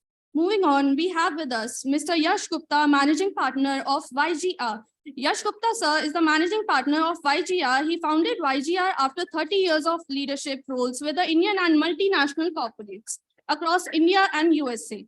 His Heinz and Developments, One Horizon Center, and Skyview Corporate Park won awards for being the best commercial developments in India and Asia. He is recognized for establishing the leading international RE platforms in India. To moderate the panel discussion, we have with us Professor Dr. Ashish Gupta, RICS SBE. He has over 20 years of multidisciplinary experience as a real estate consultant, investment advisor, entrepreneur, and academician. He has rich experience in property valuations and disposition, capital syndication, structuring joint ventures, land sales, HNI sales, and conducting real estate market research. We welcome you all, and let's be excited for the panel discussion. Over to you, sir. Good afternoon, all. I am so delighted to have a galaxy of stars with me. My dear friends, I don't want to introduce each one of my fellow panelists, but let me tell you, they are the people who are responsible for some of the biggest commercial office stock you see in the country. So we have Sumit Gera from Capital Land. I must say Capital Land are one of the few people who were responsible for what ITS is in India today. So they started off for the first ITS building starting from Bangalore, and around which entire ITS evolved, not just in Bangalore, but in the country. We have with us Amit, who is from DLF, and you know DLF are big daddy of Indian development, and they own one of the biggest commercial office stocks. We have with us Piyush, who is responsible for some of the largest commercial office transactions happening in the country. We have Yash. You already know Yash has been responsible for some of the finest commercial office buildings in the country. He was the founding director of Heinz in India. He headed that company for about a decade. And today he is working on some very innovative office platform. I hope it will come out in our discussion today. And then we have with us Madhav. A very pleasure to have him with us. He is a technology guy on this platform, which is one of the major discussion we need to have. And also we are from the same alma mater, SEP. So that's great to have you all. Before we start, I'll just give you a context to, and sustainability, I must say, is the way of life of us Indians. They say how global West consumes resources, they would need many times over the resources Earth have. And if it was only India, it will be half the Earth we would need. So sustainability is what is part of us. Having said that, I would just start with few pointers before we initiate our discussion. And these are from various internationally renowned organizations. For example, UN Habitat, in their one of the report has talked about that the cities consume, which generate about 75% of the global GDP, is also that consumes about 75% of the global energy. Then if we look at buildings, and this again is a data which most of us keep on talking about, buildings and construction consume about 35% of global energy and contribute about 38% of carbon emission. Building operation alone are responsible for 55% of the global electricity consumption, again by UNEP. Then very interestingly, today, last 2 days, we've been talking about sustainability. Sustainability, green buildings. As per one of the reports by IFC in 2019, they talked about green buildings being about 24.7 trillion investment opportunities over the decade. And the data I'm talking about is 2019. So that is the time we are living into. So everybody, so now we start off with our discussion for today. So I'll start off with you, Yash. Sure. So sustainability means different thing to different people. So what does sustainability mean in context of commercial real estate to you? Very interesting question. And you know, it's interesting, and I've spent some time thinking about it over the last few years in the new avatar of the new platform we are creating. The new platform we are creating is for mid-market office. It is very price conscious. It's based in Noida, which is again a very value conscious micro market. And you know, they talk about the 4 R's, Ashish, of sustainability, which first starts with reduce. So one of the things we think about when we think about sustainability, we think of sustainability as a wrapper to commercial real estate, which is, okay, fine, I have a building. How do I make it more green? How do I make it energy efficient? How do I do various things such that the energy efficiency of the building or the carbon emission of the building reduces? We think about it differently. We think about the building itself. Is the building sustainable? Forget all the wrappers. Is the core framework sustainable? Can I reduce the amount of footprint? Can I reduce the amount of square footage that a client takes? Can I repurpose some of that office for a higher purpose? Can we recycle some of the spaces that we have? So our fun on sustainability, Ashish, is actually going, you know, the Japanese used to have this 5 why concept and going down to the root cause. And our whole thinking is sustainability actually starts with the purpose and the utility office provides itself. You figuring out how to do that more efficiently, and everything after that is a nicer wrapper to have. Because if we can actually reduce the amount of office we actually consume, we can reduce the carbon emission by itself. We all think as developers, we want to use more and more office and more should be adopted. I actually think differently. I think we should have less office, a higher value per square footage of that office, but less office. And if we can find a way to do that better, I think that's sustainable as well. Yeah, great. So you are saying instead of having more office space, we should have more in less space. So being more efficient. Densification. Absolutely, absolutely. And suppose instead of using 100 units or something, you use 80 units or something. You know what that does? That does two things. One, it saves 20. We give 10 to the tenant. We keep 10 for ourselves, right? Sure. Which is half. Tenant is happy because it's costing him 90 versus 100. We are happy because we're getting 90 versus 80. That extra 10 allows us to upspec the building, allows us to put uses and kind of facilities or amenities or some specifications which are not there in the market. Yeah. But it all starts with first capture the reduction and then repurpose reduction. Excellent. So we start with a total different perspective. That's what you called me for, yeah. Absolutely. Great. So Amit, over to you now. So how are you incorporating sustainability in your property portfolio? So we had a discussion on this many a times, but just for the benefit of all the present guests, can you just highlight few pointers? Right. Thanks. I think it's a great start as Yash touched the topic.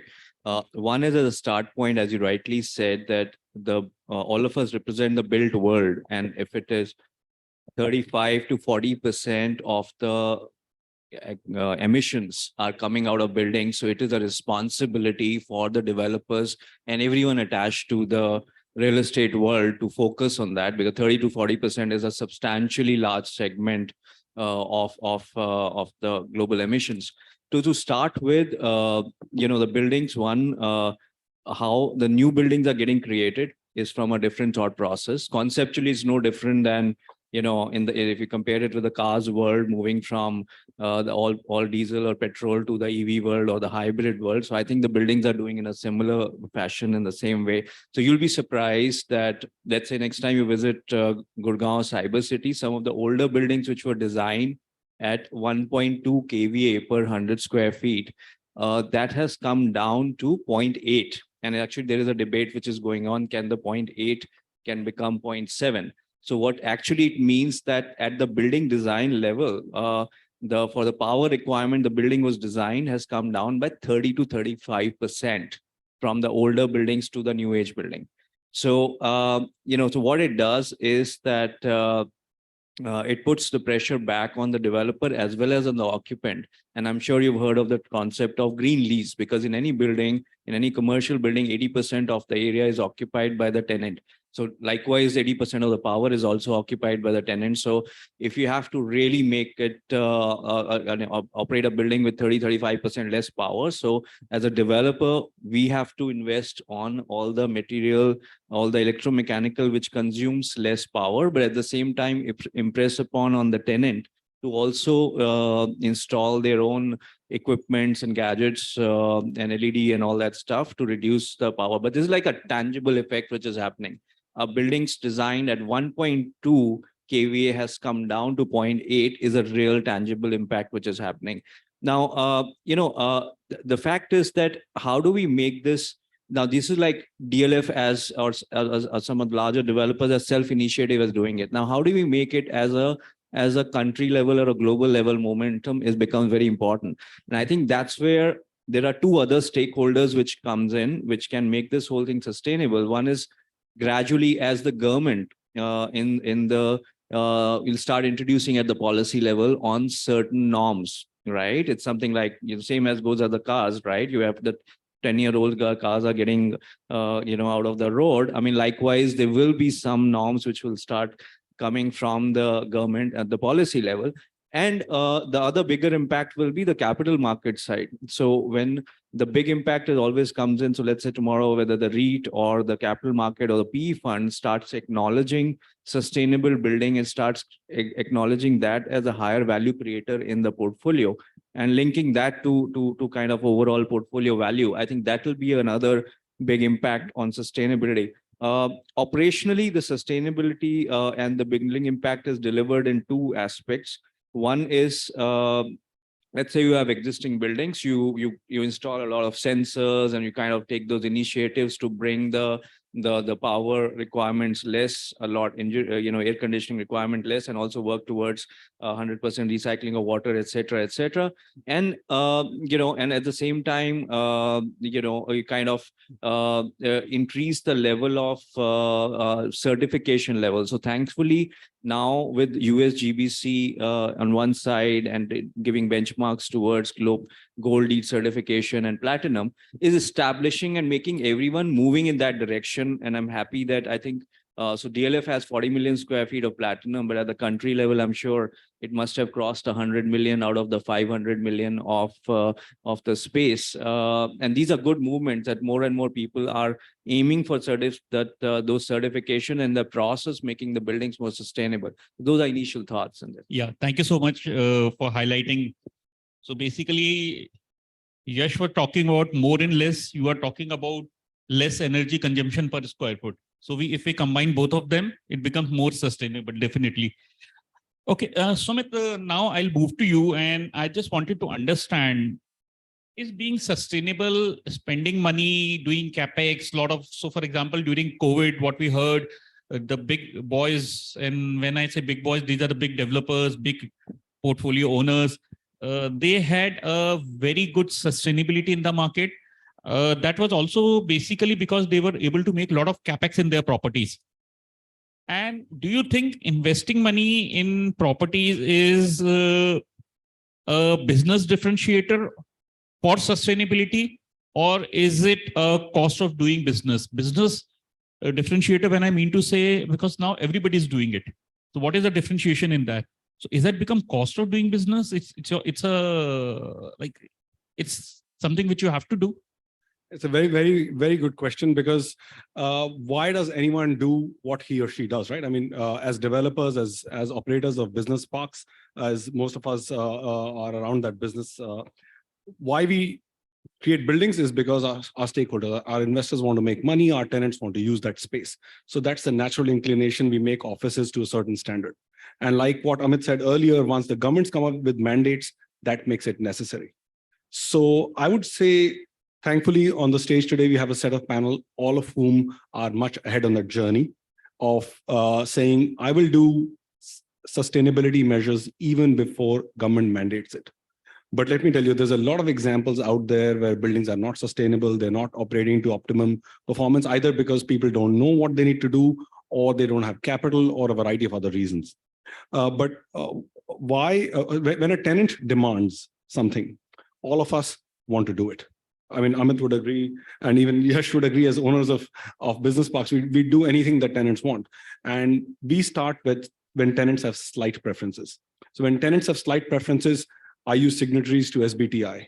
Are you reducing your EUI? We are the first ones to raise our hands and say, yes, we are the 4 or 5 boys you need to consider. And that's where everybody else who's not using it as a business differentiation gets sieved out. And that's great for all of us. But what I think is, once the government mandates it, it's like government mandating that you need to have X number of parking, or you cannot dispose waste outside of your buildings. If they start to mandate what is the maximum energy usage intensity, or water intensity, or waste intensity, I think then it becomes a cost of business. So while as business owners, we love it that it's a business differentiation, as corporate citizens, I think we all want that the government mandates it, and that it helps the overall sustainability cause, and not just our bottom lines. Thank you, Sumit. Now I'll move to Piyush. Piyush, you work with everybody, whether Capital Land, whether Nucleus, whether DLF, all what I call big boys. Ashish, we all work for Piyush. Piyush doesn't work for everybody. If Piyush doesn't do his work, none of us will get our work. So yeah.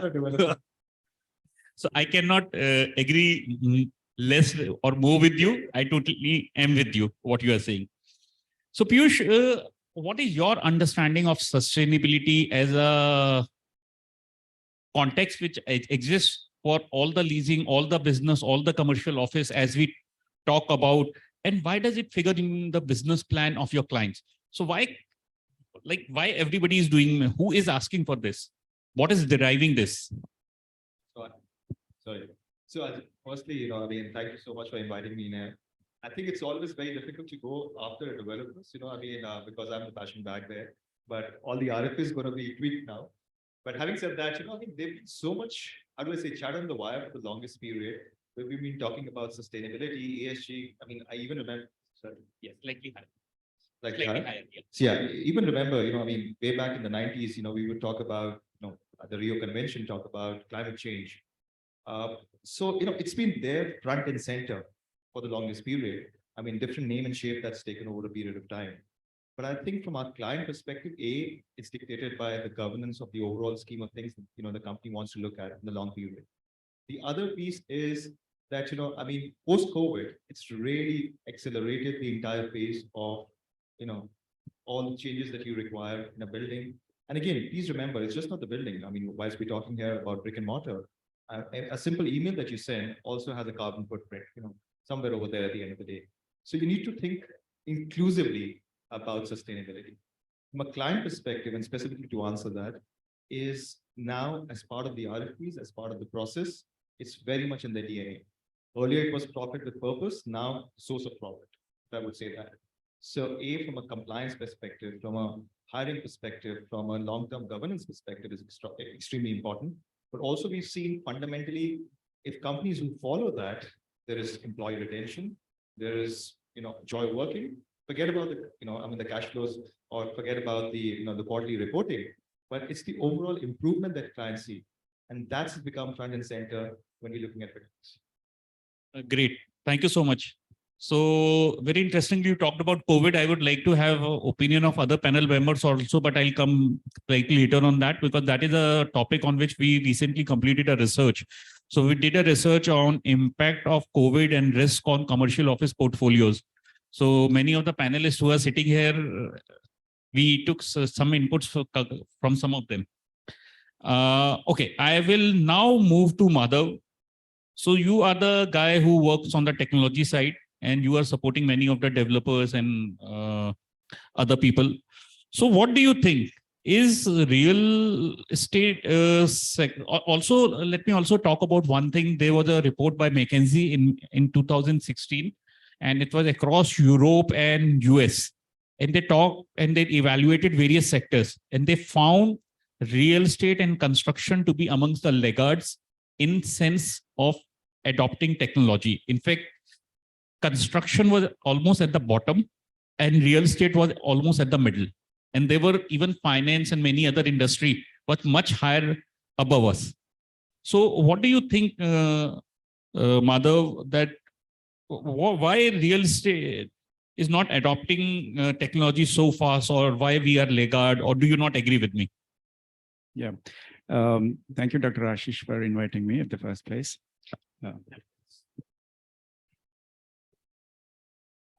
Thank you for inviting me. The question is a bit, rhetorical and rational. So I'll have to take it in both the contexts. The narratives in sustainability have been, pretty much like a moving target. So we started off maybe 2-3 decades ago, more from an environment point of view. But then when we look at, recent Turkey earthquake, you would see resilience as, one of the key issue. So it's a multi-dimensional or dimensionality issue where the sustainability has to be taken into account. But then the narrative in commercial real estate is more, focused on, energy, because energy is the greatest, footprint in terms of carbon. So you have the HVAC and then so on and so forth in terms of the operational, carbon. But then, like our colleague was talking in terms of, building as a unit, how sustainable it is. But in the same spree, you would see, for example, in Denmark, there's a recent, a rule or a mandate that, buildings beyond 1,000 square meters have to have the EPD and LCA to be done, life cycle carbon assessment and environmental product declarations have to be given. And then they have to work for at least 50 years in advance to have the building permission in place. So can we imagine something that, as a law in our country, either through NBC courts or through Ministry of Environment. So it's a big transitional effort. We have to take it. But then there is a lot of, embracing or an accommodating nature from the real estate players. In the sense that, there is positivity in terms of, how you position the value of the real estate. So there is increase in property valuation at the end of the day. So you're looking at the top lines and bottom lines, both the developers and also the owners. So within that context, yes, we are relatively in, transitions. I wouldn't say we are laggards. But then laggards in terms of only not able to see the total dimensionality, but ahead of time to embrace and then get started. So since we have started with carbon as the relevant equivalent to get started, because somehow the other way you'll have to measure it. So you cannot measure biodiversity within your campus. Whether you would see the chirping birds in your campus, but then that's another measure. But then still you would be able to look at that angle as well. So it's not that green as the only means which was there 20 years ago. It's no more green. It is more about dimensionality. So I would say yes. As long as we are able to accept the dimensionality, I think we are on that journey. Yeah. Thank you, Madhu. Amit, you want to add something? Yeah, I mean, this is a favorite topic as why we are laggards as in use of implementation of technology in real estate. And I think I have to admit that I'm a big passionate about technology, but highly unsuccessful in implementing technology. And I think the answer comes very interesting that I was once talking to an engineer and he said that our biggest insecurity is that, if you recall that we all of us and engineers used to have this old Fiat or Ambassador car in their early generation. And an engineer's Fiat or Ambassador car would be better maintained than a non-engineer because he could open the bonnet, he can clean it up himself and all that stuff, right? Now, imagine the new age cars, whether you're an engineer or a non-engineer, you actually don't open your bonnet to see whether there is an engine inside or not because you're managing your car through a dashboard. So this is a confession of the engineer, which someone shared with me. He said, in the early years, I could have a better managed car, but now whether I'm an engineer or non-engineer, it makes no difference because you manage it with the dashboard. So the big change about technology is that conventionally our engineers, which are used to going to a plant room and fixing it by the hand, and some of the expert engineers can figure out by the voice whether the DG set is good or bad. The moment you start operating through a dashboards, right? I mean, this is not a comfort zone. The second is, I think it's to do with the younger generation of engineers which are coming in now. They are more open to softwares, right? Which the previous generation, unfortunately, had not. They've done excellently well in engineering, but not got their hands on the softwares. Same goes on architecture as well. You go to the conventional architecture, they're great in a hand drawing. Some of them the great architects can literally do a hand drawing of a whole building, but you tell them to work on rivets and others, and there is a bit of a resistance. So I think it's a transition which is happening across industry. In India per se, because the labor is cheap, sometimes when you invest in technology vis-a-vis you people, it sometimes works economical. But having said that, and I think that's where the younger generation has to make the big take that in terms of come and demand technology. And I keep saying that a leadership role on demanding technology is very, very important, where the leadership takes a call that any data which is presented through Excel sheets, said, I'll not see it, right? Log into a dashboard and I will only see it through a dashboard. And I think it's a very top-down approach, which will make that big change because bottom-up is not working. Yeah. Thank you so much, Amit. Interesting point. So I had a discussion with a lot of people and we talk about technology, BIM, various other things, implementation. So there are a lot of concern that a lot of experts are not comfortable using technology. Experts are comfortable using technology. Developers are not comfortable putting everything on BIM because then all scheduling everything, then it keep on showing that you are defaulting. And we know how delayed our projects are getting. So that is one thing. I think one of the things which could also happen is that as you were Sumit rightly talking about, Piyush, you were rightly talking about that the demand for sustainability is coming from the tenant. So you are doing it. So might be implementing a lot of technology has to come from the investors. So when investor will demand, then everybody has to go and do it. Also, I think we also talked about COVID. So one thing which I think and which we have seen post-COVID, a lot of technology and sustainability has started coming into property portfolios. So do you think COVID has really leapfrogged use of technology and sustainability in office portfolios? Yeah, I can take the lead over here.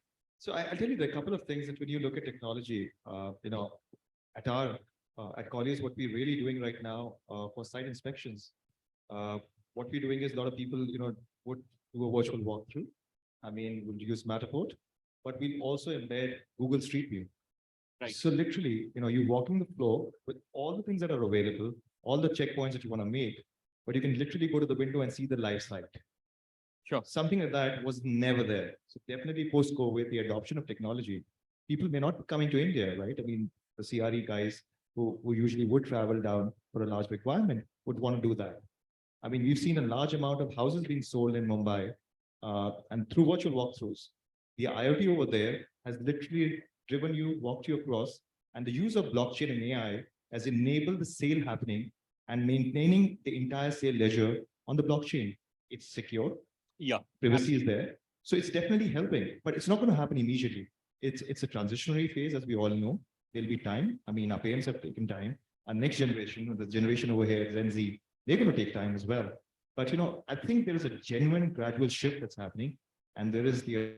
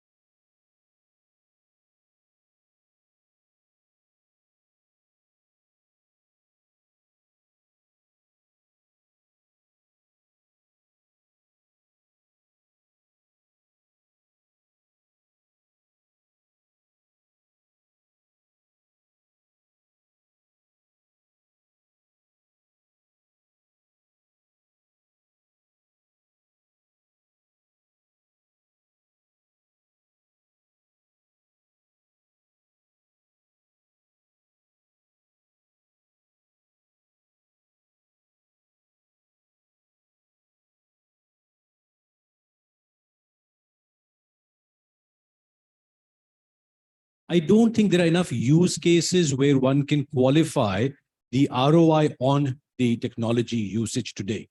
You'll do it because under pressure, you'll do it because you want to look good, but will it really save you money or make you money? I don't think there's enough use case for that. And in real estate, where capital is really your raw material, you're always very, very scarce about how to use it. Sure, go for it. I'll interject you here. We do use a lot of technology, and for us, it makes a lot of sense. Yeah, where we use it. So, yeah, but your capital is cheaper than mine, so it's okay. So my capital is more expensive. But your point is absolutely right. The second thing I think is important is we have not, like for example, what Piyush talked about. A Matterport is very nice for doing 3D kind of walkthroughs. What we really want is a virtual leasing platform. We just don't want a virtual walkthrough. We want something where we can remotely lease a space, which we don't have. We can do parts of it. We don't. So a lot of people shy saying, if it is not solving the full problem for me, maybe it's not something I focus on right away. The last part to this is, even if the technology is there, even if the ROI is there, even if you have found the actual software which will do it for you, integrating it into your system, what Amit talked about, changing the behavior pattern of people and integrating it into your actual daily operations is a much bigger leap than just buying the technology by itself. And I think that retards some of the adoption in many ways. Yeah, I have a different view on the same note. construction industry is like, with a lot of moving parts. So taking cue from there, and the whole ecosystem in terms of a service provider. So you have a structural engineer sitting in New York and an architect sitting in, Canberra. And then you have other MVP and so on and so forth, consultants sitting at the comfort of their own offices. In fact, COVID has given that opportunity to really see how they can collaborate and do the concurrent engineering. But the point is, you have the platforms today, so you'll have to piece together and then see that you have the collaborative ecosystem even now that's available on cloud. So you don't even have to have anything on premise or invest in both software and hardware. The point is, how do we see through the value? So we don't put in the context of engineering as an engineering. Why don't you start with value engineering? So everywhere you should be able to measure. So when an architect and MEP consultant, they collaborate, they are able to solve their issues. Not that they solve their issues on the site, so they are fighting with their drawings at the site or with the contractor, so on and so forth. So there's so much of rework, but then it has been accepted because it's maybe an insignificant cost when you look at the top line or you look at the price point of your real estate asset. So the interest or willingness at the top level is not there because they don't want to get into the nitty-gritties or details of it. But then when you look at piece by piece, there is a huge potential. So the collaboration and the concurrent engineering possibility, and the same thing can talk to your, age-old project management systems. So you have a bunch of project management systems for the last 20, 30 years. So you name, marquee software companies have given that. So the culture of implementing as a virtual means and then imposing onto your vendors or suppliers to see that they are on the same platform or on the single space, or you're talking about the single source of truth in terms of the engineering data during the processes. That's point one. Then point two, you are enriched with the as-built information. So the same thing, you are able to create sort of a digital twin. So across next 50 or 100 years of your project, which you are able to see physically, is available digitally. So you can actually mock or simulate or what have you in terms of all the value propositions. So now that you have spoken about metaverse as well, so maybe that is more creative and then immersive, not from an engineering point of view, but the same engineering data can be brought into metaverse as well. So that's where the beauty of integration, and then see to that when you engage, you try to see where the value is coming from. So if that is your mandate, then perhaps the acceptance and then the delivery from the vendor side would start from that point onwards. And then gradually you would be able to piece together, then see what's being saved. So today, technology not necessarily only in terms of digitalization. So you're also talking in terms of the nanotechnologies in cement, where we can cut down on the materials. Let's say today we can have admixtures and then captured carbon mixed into the cement, which would increase the compressive strength of the cement. So we are talking about 1/3 of the material that goes into the building. So that means you have an increase in the building footprint. So that's a value. So what we mean by using nanotechnology is about sustainability, because the entire embodied carbon is brought down by 2/3 because you have cut down on the volume of the building.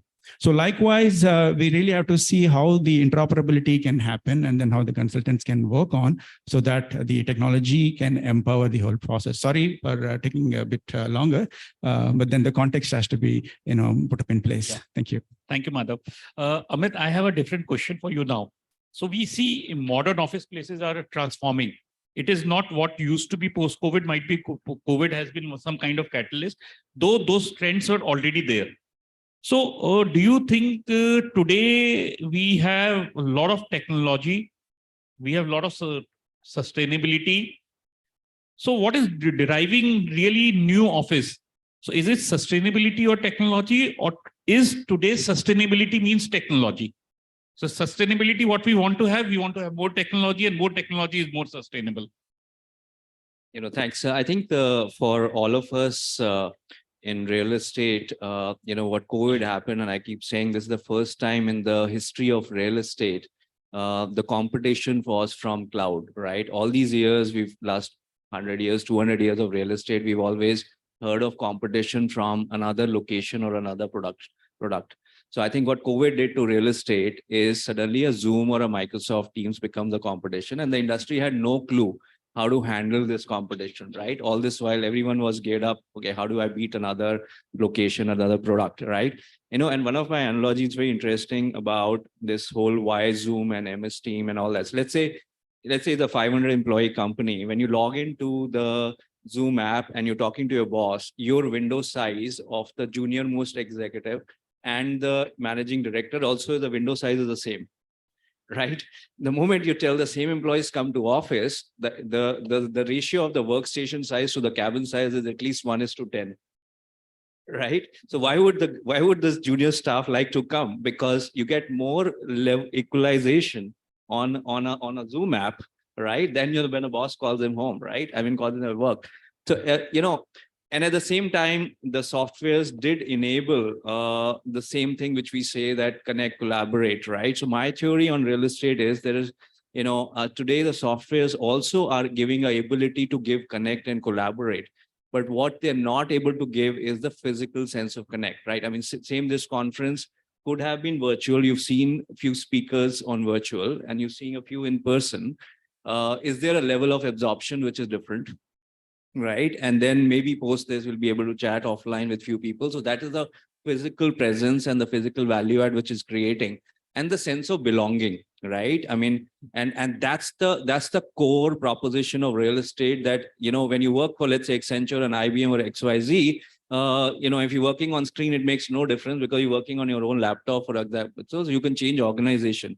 But when you work for a physical office, your association is with the brand, with the color, with your workstation. You have a culture, you have a building, you have a logo, and there's enough photographs with your colleagues and all that drives the stickiness. So that's the fundamental value creation of it. So what's happening is, now when the employees are coming back, the commercial real estate barometer is purely driven by what is your return to work ratio, right? So we operate a project in Chennai, which now has 90% plus at a campus level return to work, which is the highest in the country. Right. And it's driven by a lot of things. So it said during the COVID, what did you do? Right. So we actually built a cyber hub into that campus. So what happened is, for most cases and most companies, and that's why there's a big difference within the organizations on the return to work ratios. A few companies are saying, oh, my employees are not coming back. And few companies have actually taken some certain steps to get the employees back. And those steps have been taken in the last 2.5 years. And where we stand today, there are a few organizations with 90% return to work and few are still sitting at 10%. That's because, and the difference is that there are the one who've got a 90%, whether the campus level or organization level, have taken a few initiatives and others have not taken initiative. So when you got the employees back, you have to create more value, which means no brainer. You have to give them new complexes, better, refreshed common areas, atriums and everything. Refresh indoor office spaces, refresh cafeterias, refresh amenity spaces. So that has to be delivered in the new age workplace. Otherwise, it's the whole commercial world will always be at a risk. And that's what is happening in US and some of the other locations. Fortunately, India is not going through such a bad phase. I think New York and other locations have been told the vacancy levels are at 30%. So fortunately, at an India level, for most matured markets, we're still between a 10 to 15% or not beyond. So those are some of the thoughts. Yeah, thank you so much, Amit. Okay, sustainability, what I've seen. So I'm a trained architect, urban planner. And since we used to study, I am looking at sustainability and definition of sustainability being more dynamic than many other things which are happening around in the world. So when we used to study, for us as architects, sustainability was passive design, vernacular architecture. Today, we have a different vocabulary altogether. Before COP Paris, nobody was talking about net zero building. So and we are talking about green building, and we are not just talking about green building. Now we are talking about blue buildings. We are talking about passive design, net zero, embodied carbon, operating carbon, ESG, circular economy, carbon tax, and many other. So it confuses me. So if I might ask, and this is now a quick question round in which I just want one word answer for each expert. how would you define sustain? And I know you can speak for a very long period on this topic. How would you define sustainability past, present, and future of sustainability? All three, one word each. So who want to go first? Yeah. I Okay, think Yash. sustainable in the past was the potential to be good. Sustainability today is looking good. And sustainability tomorrow is actually doing good. That's the way I would say. Very diplomatic. But bang on, please. You wanted one word. One word for each. One for each. Oh, okay. So resourcefulness was a point in the past. Zero tolerance to waste is what our ancestors have taught us. So we've never seen, so I would say resourcefulness as the, first one. Right now, we are talking about value so that, measurable impact can be seen. So then the impact word also comes in for future. So resourcefulness, value right now, and then impact in the future so that, it can be a succession. Thank you, Madhav. Sustainability in terms of India, I'll talk about India because it was a way of life in the past. It is the need of the hour today. And I think it will be the way of life in the future because there's no other way. Excellent. Thank you. I think in my way would be that, sustainability in the past, everyone spoke about it. Innately, everyone thought about it. It has to be inclusive. So that's one word, be it past, present, and future. So from my view, we as humans, the way I look at it, have consumed extensive, disproportionate resources in the last 100 years on Earth. So way forward in sustainability is whatever you consume as a resource, you should be equate with delivering that. So And it net should be a zero, net zero in all formats. Okay. So thank you so much. I think it was an interesting thing. For me, sustainability, like today we talk about net zero, but I think going forward, we also need to look at circular economy. So take, make, and dispose. We can't keep on going like that. We need to take, make, reduce, reuse. And in the process, I think all the concepts and everything will come, and sustainability to us Indians is very natural. So that is way of life. That has been always way of life forever. I remember yesterday, one of the keynote speaker said, even today, I love to wear that t-shirt which have one hole, because that is what I feel very comfortable. So it's not like what I think a lot of people have their cupboard full, or that is the Western way. I think we in India need to define our way of sustainability. For example, for West, sustainability means more automatization and technology. In India, traditionally, sustainability meant more passive vernacular architecture. Today, you go in Rajasthan in those Havelis, outside temperature might be anything, inside it's very comfortable. Today, we are going everywhere and making those matchbox building, and then we are saying buildings consume 40%, 50% energy, carbon emission. Also in India, it is not just operating carbon, it is also issue of embodied carbon, because in operating carbon, we Indians have always been very conservative. We are like that. So I think, thank you so much. We had a very interesting discussion. Can we have one or two questions from audience? I know because we have such a panel of experts, so everybody would have something to ask them. So can somebody pass the mic?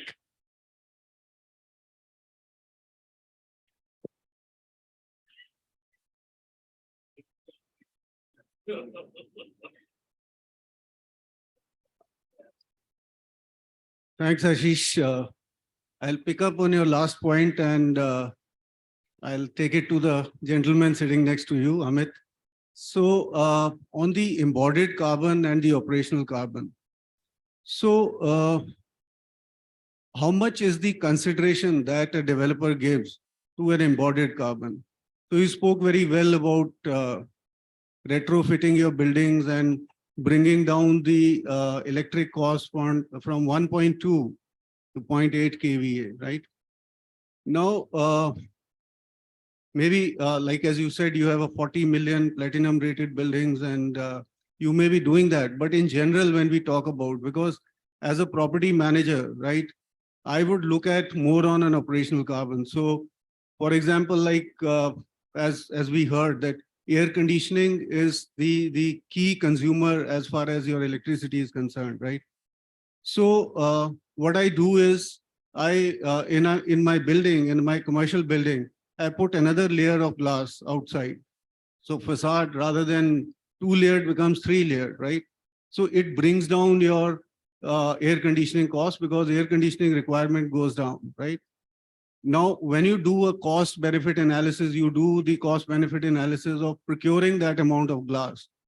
But is there a consideration for getting that much glass, the amount of embodied carbon that is getting created and that is getting added to the system? Is there a mechanism that is also calculated when basically, what do you call, when you get this kind of a solution for your problem? Thank you. Sure. So thanks. I mean, I think we frankly learned that the way to do a big change is actually first is in the organization, bring a culture where you respect the engineers. Let me put it this way. You know, you'll be surprised that today when DLF talks about safety and sustainability, there's a very interesting culture in DLF. We make our buildings compete with each other. We got, let's say, about 65 buildings pan India for every year for Sword of Honor. So out of 65 buildings, 7 or 8 buildings get that Sword of Honor, which is given by British Safety Council from London. And the building manager, right, goes to London to get that. It's not that his boss and boss will go there. It's a very small bit of culture which is working very well. The point I'm trying to say is that we've seen this in operating building, the power consumption, which I was talking about from 1.2 to 0.8, is actually been done by a lot of small level innovations at every level in the operating level. It's been done by engineers, right? And at the same time, they do this annual payback period analysis that every time there is an opportunity to change a chiller, how do you bring a certain chiller with a certain capacity at a higher cost, and you will take away the CAM in the subsequent years. And interesting part is in the DLF area, the last 6 years, the CAM costs have not increased. So basically what you're doing is all your incremental costs, you're setting off against your operating costs. So there is a ROI based case there.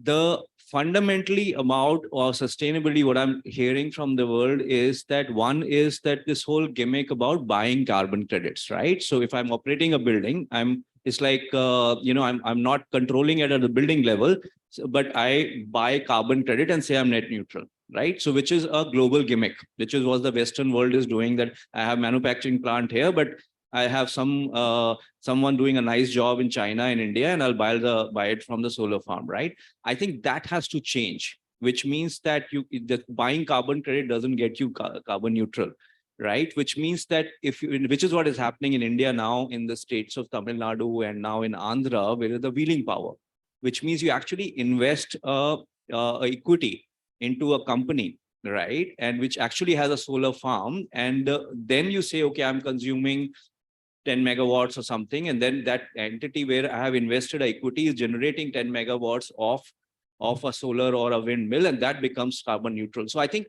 it's the ownership now, both at the project level and at the board's level, which a combined effort is bringing the real carbon neutrality. So those are my thoughts. Dr. Avasi, on the same question, so there is definitely, from a technical point of view, there are lots of frameworks that are evolving. So now that you have life cycle carbon assessment and then environmental product declaration, so every element that goes into the building can be traced back in terms of the carbon emission. So that constitute to the embodied carbon. And similarly, operational carbon is pretty much apparent. So the value again, going back is to see whether you can minimize on that or look at the alternatives in terms of the carbon offsets and so on and so forth. So it's still evolving, it's still a, argumentative space, but then I think steps are moving towards, balance, both in terms of embodied carbon and operational carbon. Thank you. Yeah, thank you so much. Okay, if I see Yash started off talking about more in less, so reducing per person consumption of space, designing it more efficient is the way to go. Amit talked about new age workspace where even if you reduce per person consumption, you also need to decrease per square foot energy consumption. That is, we are talking about operating carbon getting reduced from the, and I think we Indians are very good at that. You talked about green leases and all the, it is not at the developer level, but also at the tenant level where a lot of green concepts and sustainability has to come.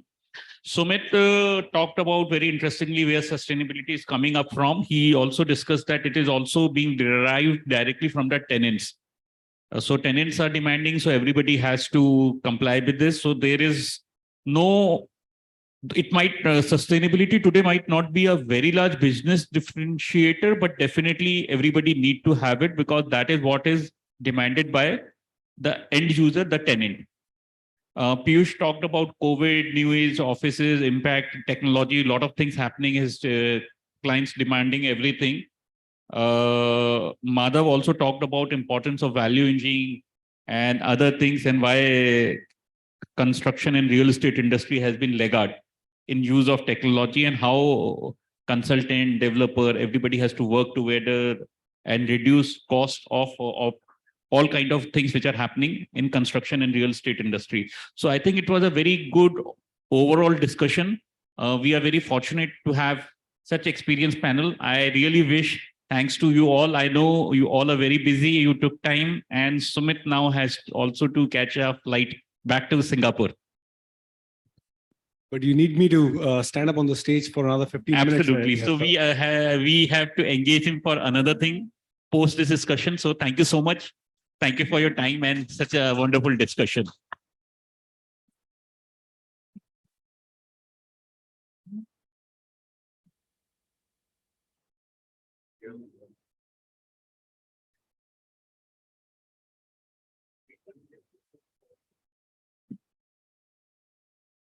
With this, we will conclude this session. I would like to take this opportunity to thank each panelist for finding the time for their busy schedules and grace us with their presence. Your valuable thoughts, insights, and discussion points were extremely knowledgeable and thought-provoking. Now, I would request Dr. Deepak Bajaj sir to felicitate our panelists with the mementos.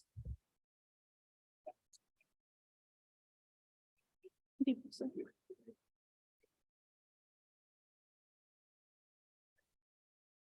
Mr. Sumit Kera, sir.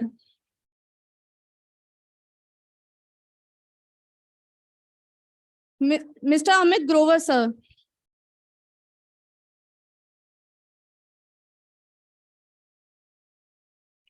Mr. Madhav M, sir.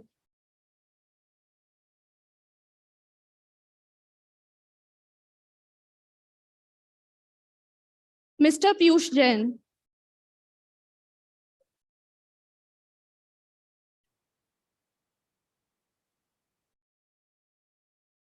Mr. Yash Gupta, sir.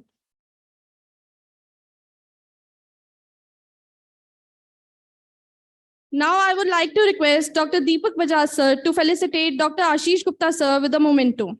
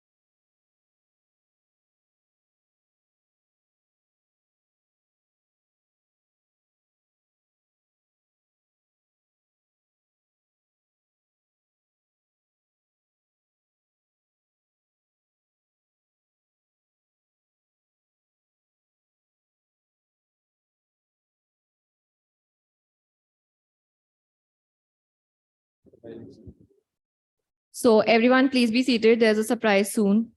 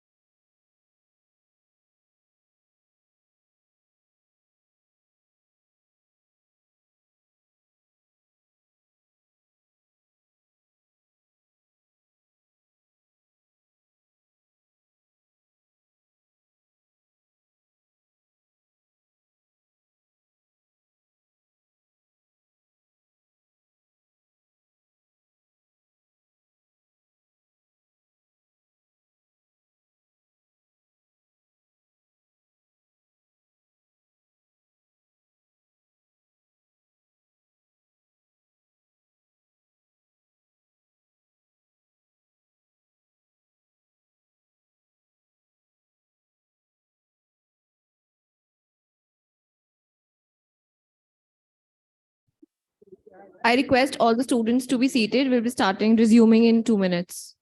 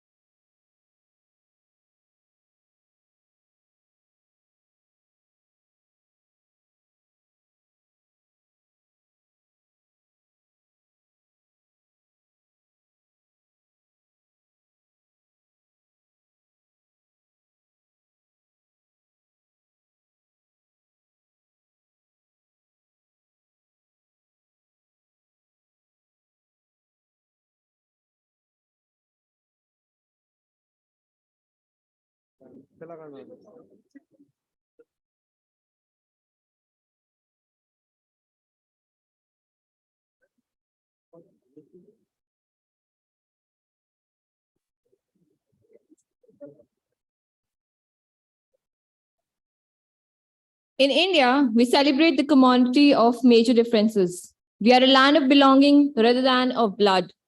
Allow us to take you on a journey to experience the diverse culture and an array of ethnicities through a ramp walk representing each state's attire to give a glimpse of our vibrant culture. I welcome all the participants.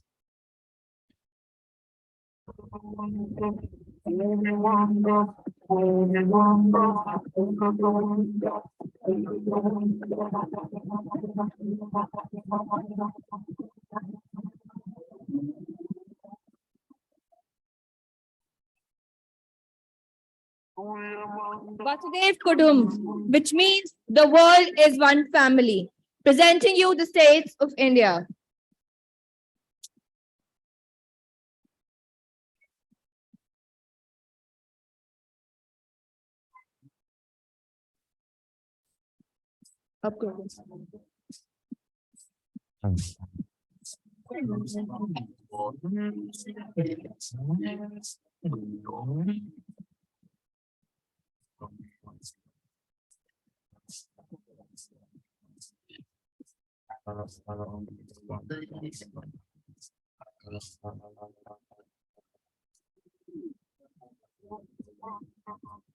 Sorry for the delay. There's some technical issues, so sorry for a minute.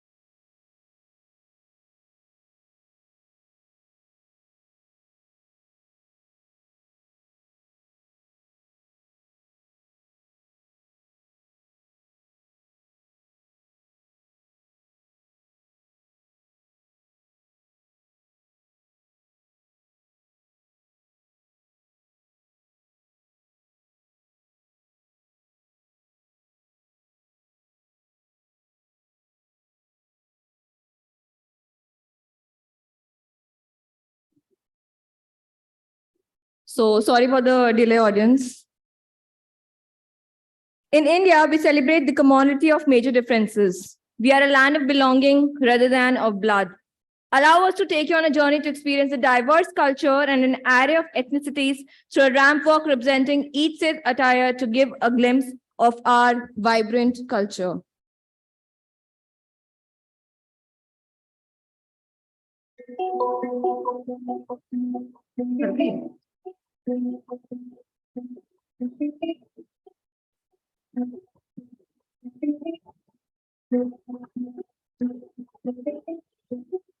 Vasudev Kudum, meaning the world is one family. Presenting you the states of Uttar Pradesh and Andhra Pradesh.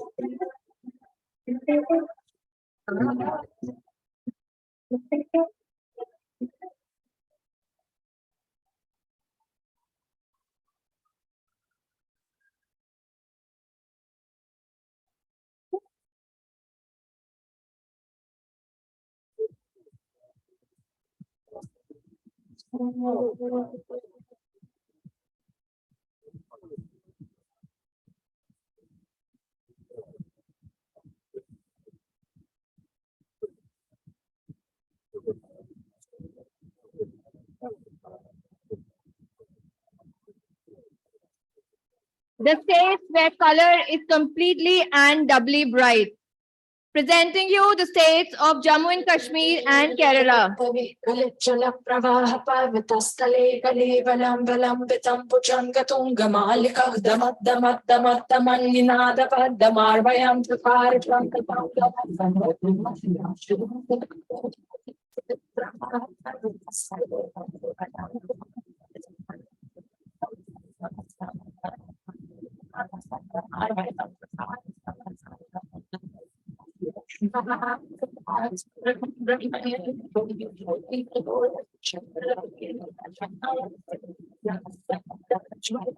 Diversity of the culture that moves you down. Make that categorize and you will be drowning. Presenting you the state of Tamil Nadu and West Bengal.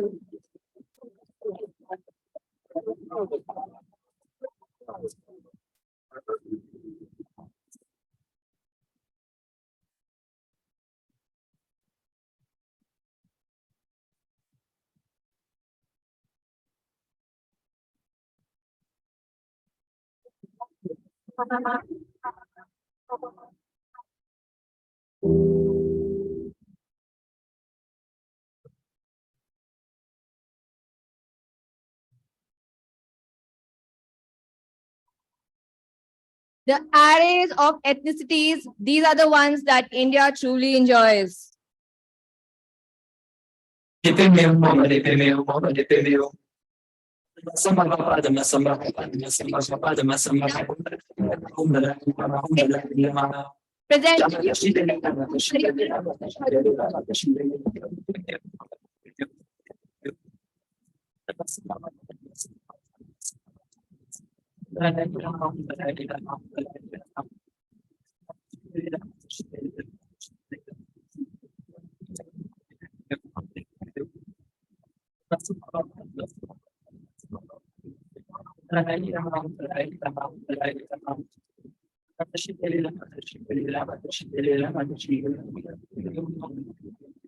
India is truly a journey of experience.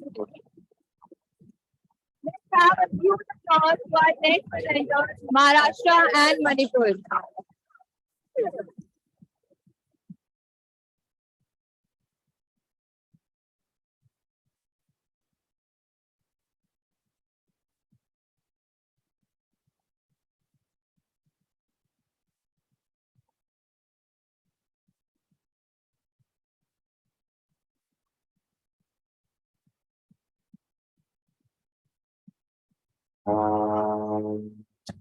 A land of belonging, a land of unity.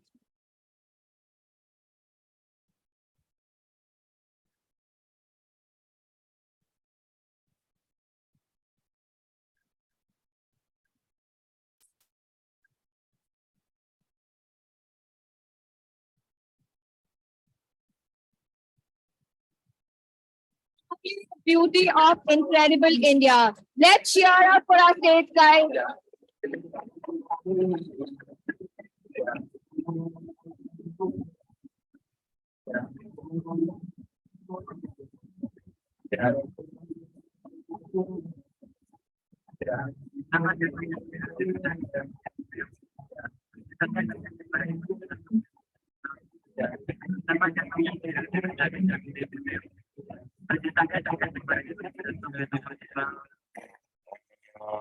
The glimpse of India. Thank you.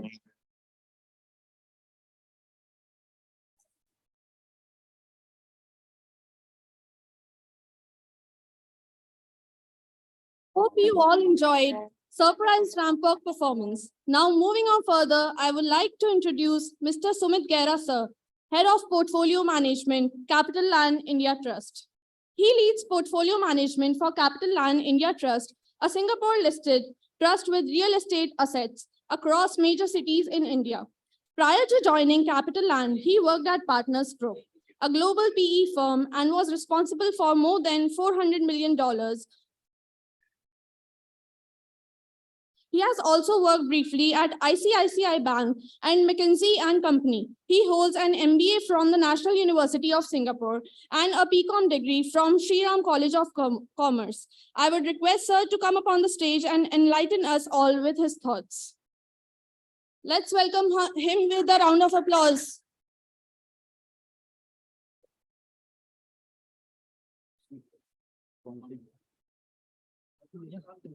Sir. Capital Land.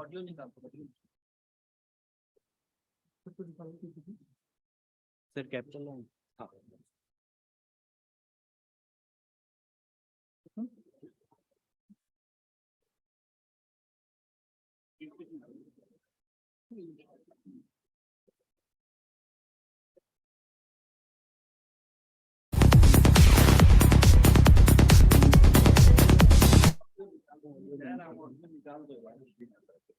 अरे यहाँ से chair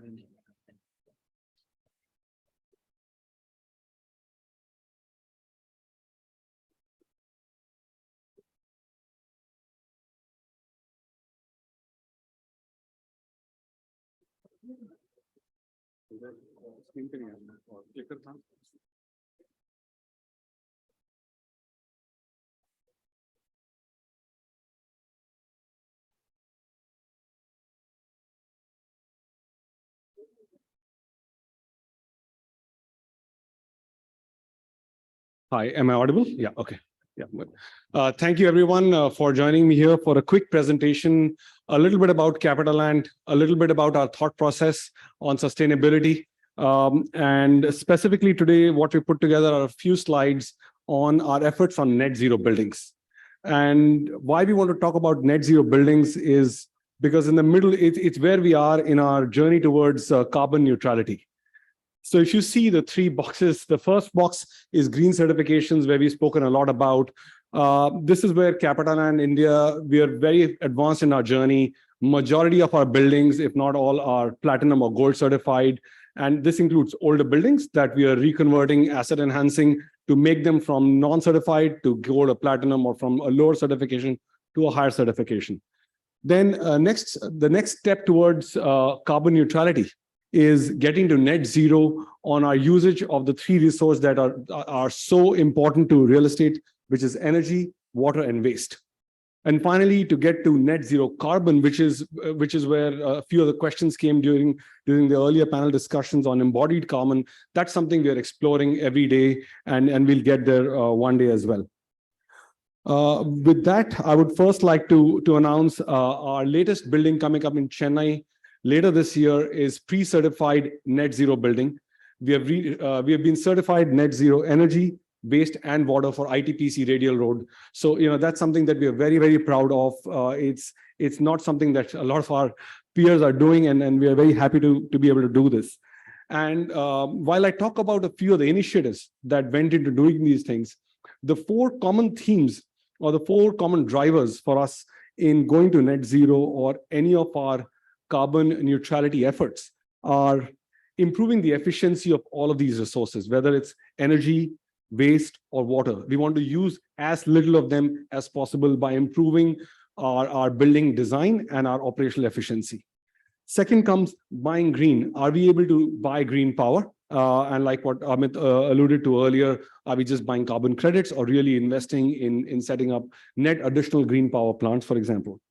Then technology as an enabler is the third very important aspect of our green journey. Where can we use technology to measure what we want to do and help us take decisions in improving our profile?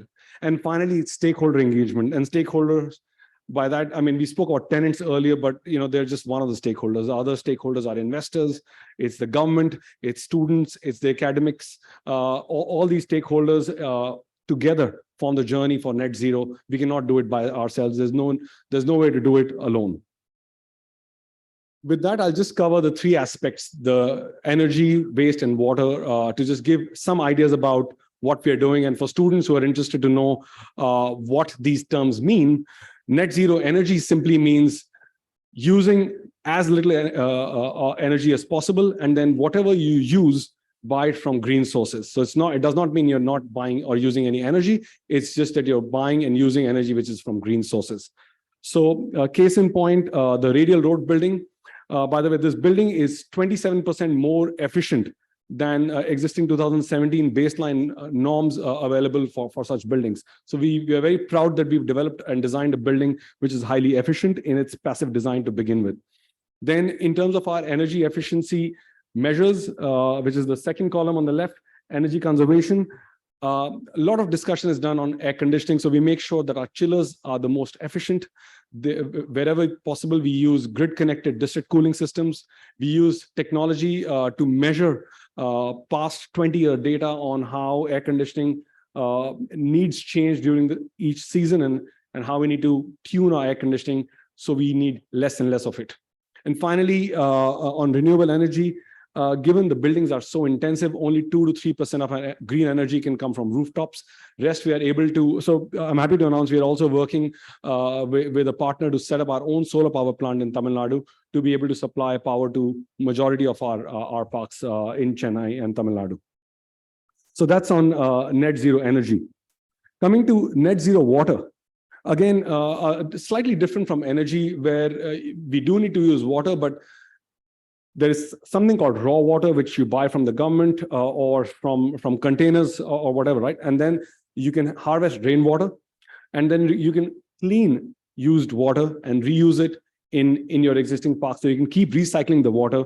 And we actually develop water cycles for all our parks to make sure that we reduce the consumption of raw water and are in fact trying to give net water back to society by rainwater harvesting, percolation pits, and refilling aquifers in the locality.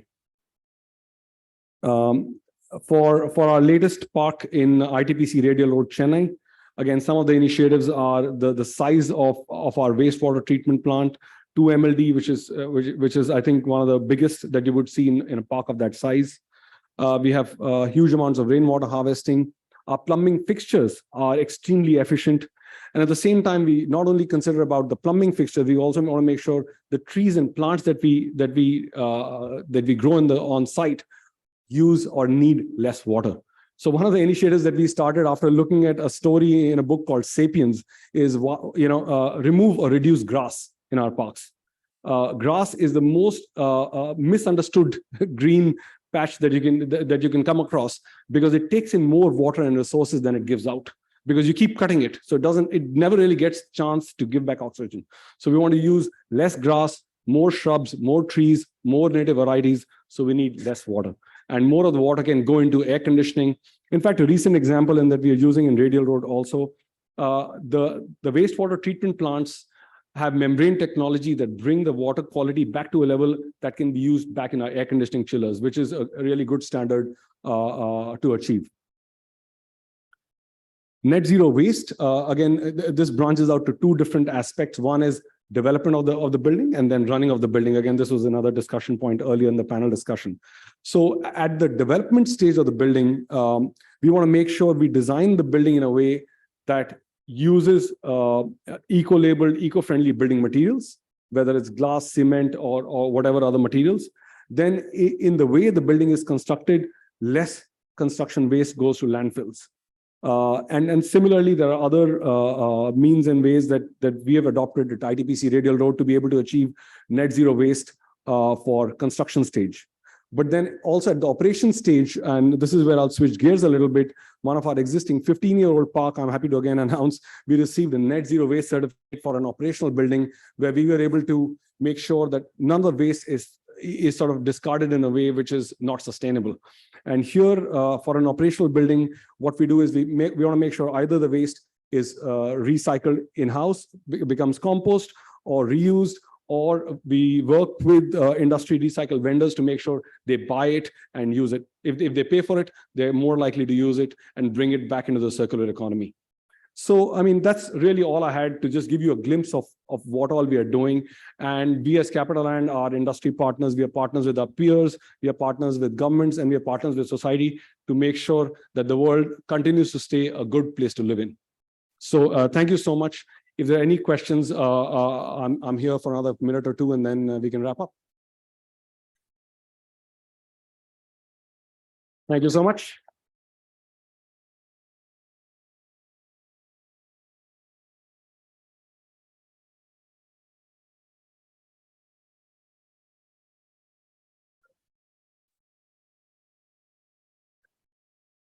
I would like to thank Sir for insightful presentation. It was truly an enriching experience to hear your words. With this, I would request Dr. Deepak Bajaj sir to come up on the stage and felicitate our guest with the industry trophy and platinum sponsor trophy.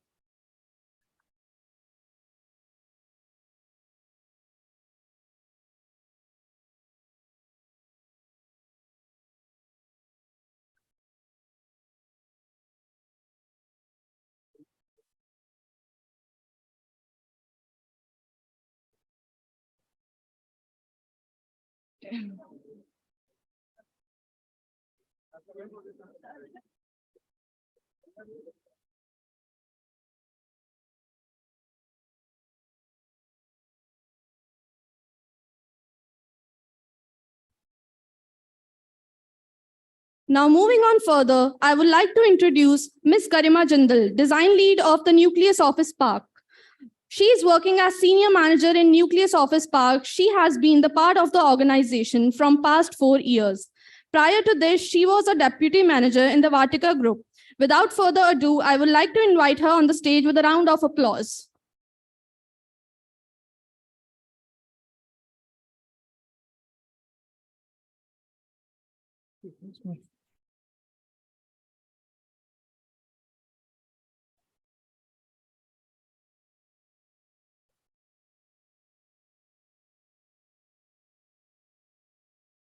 Ma'am आपकी PPT कौन सी है?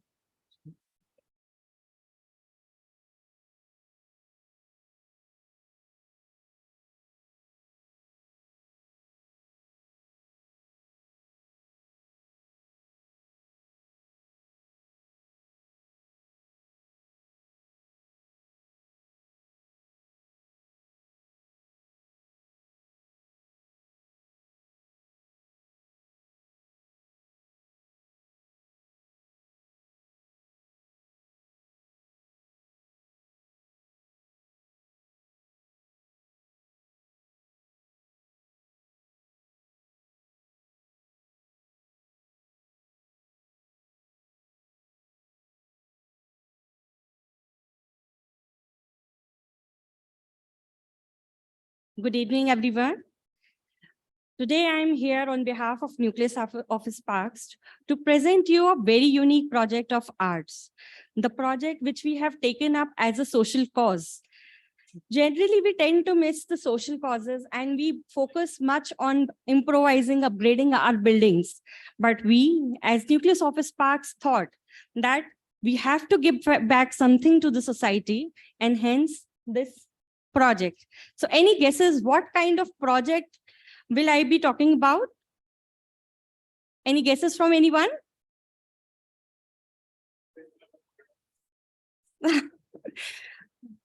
Anything else? Any more guesses? So yes, sir, you are right. I will be speaking about 1 green mile. What is 1 green mile? It is a redevelopment project which we have taken up in Lower Parel. It's about 2.5 kilometers of stretch, which we have redeveloped, revamped, and give back to the society. Let me present you One Green Mile.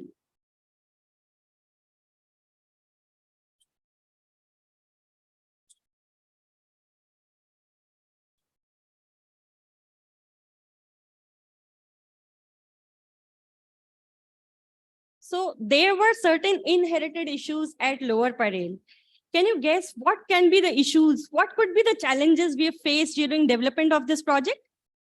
Students, can you think of something?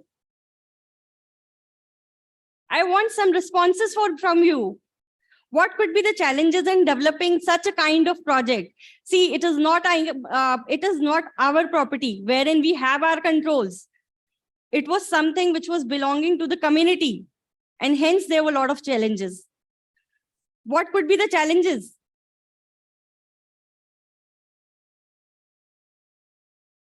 So, all right, let me take you through the challenges which we have faced during the redevelopment of this project. The major challenge was the encroachment in the pedestrian pathways. There were some encroachments which has happened due to various reasons, and for over decades pushes back the pedestrian on the road was the root cause. Encroachment of the carriageway by vehicles. So there were a lot of vehicles, lot of auto rickshaws, scooters, which were getting, they have set up their parking spaces and hence causing the traffic jams. Poor road geometry and traffic management.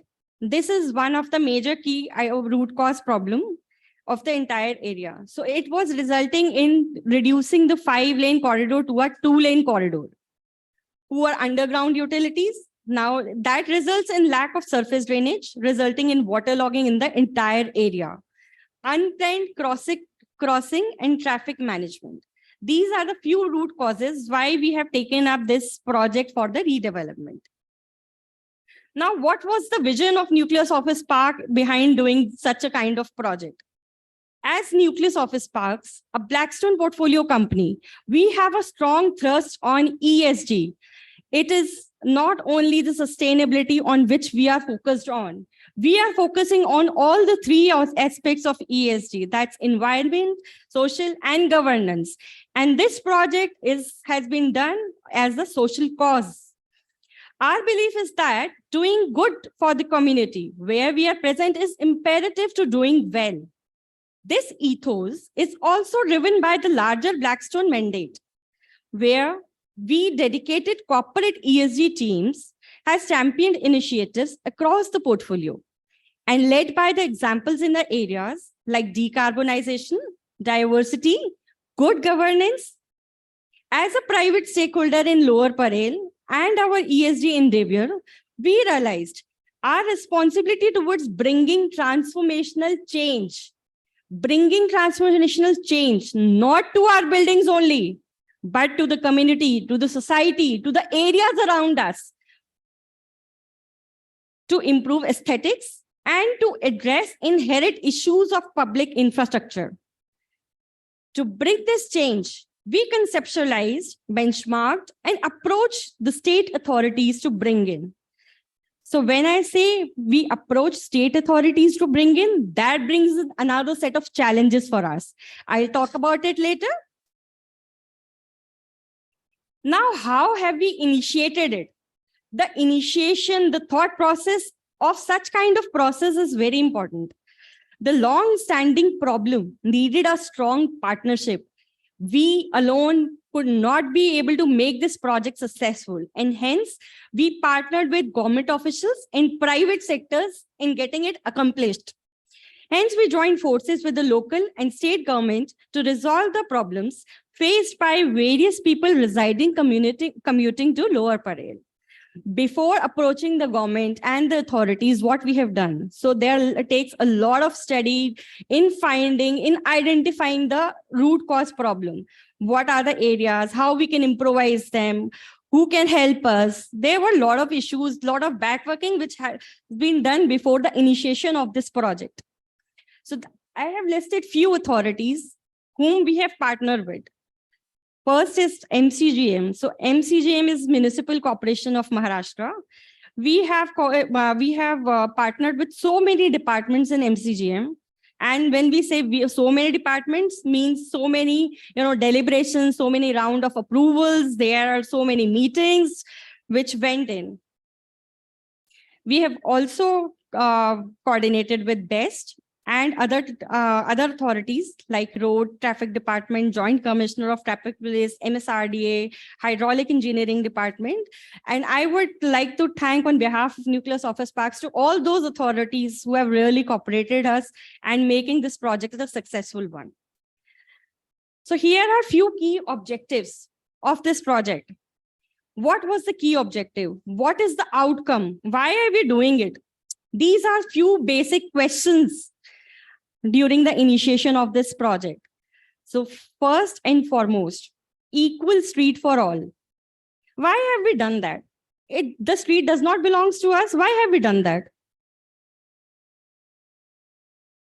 Can you tell me why have we done that? What is the purpose behind having a thought of equal street for all? Generally, what we believe, when there is an encroachment, people do not have appropriate spaces for their regular functions.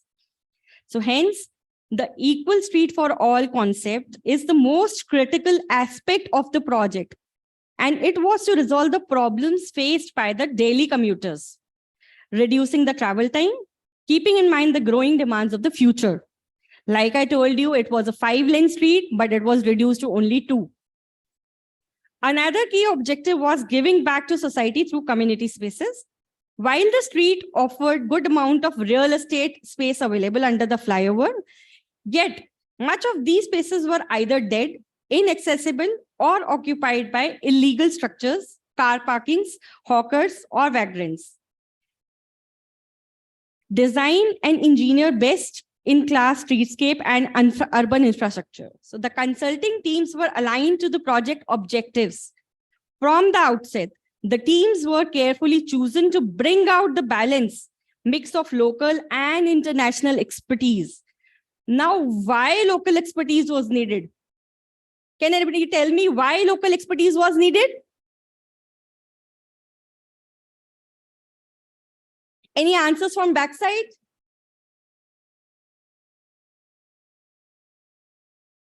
All right, so I'll take it up later. Mix of local and international expertise while not missing out on the execution challenges which such project poses. Now, before I go to the next slide, I have a question for you. What can you think of a streetscape project? What are the elements that can change or enhance an under flyover experience into a completely different kind of thing? Do you have any guesses on that? What can be added or modified in an under flyover area? Yes, please. All right, landscaping is one. What else?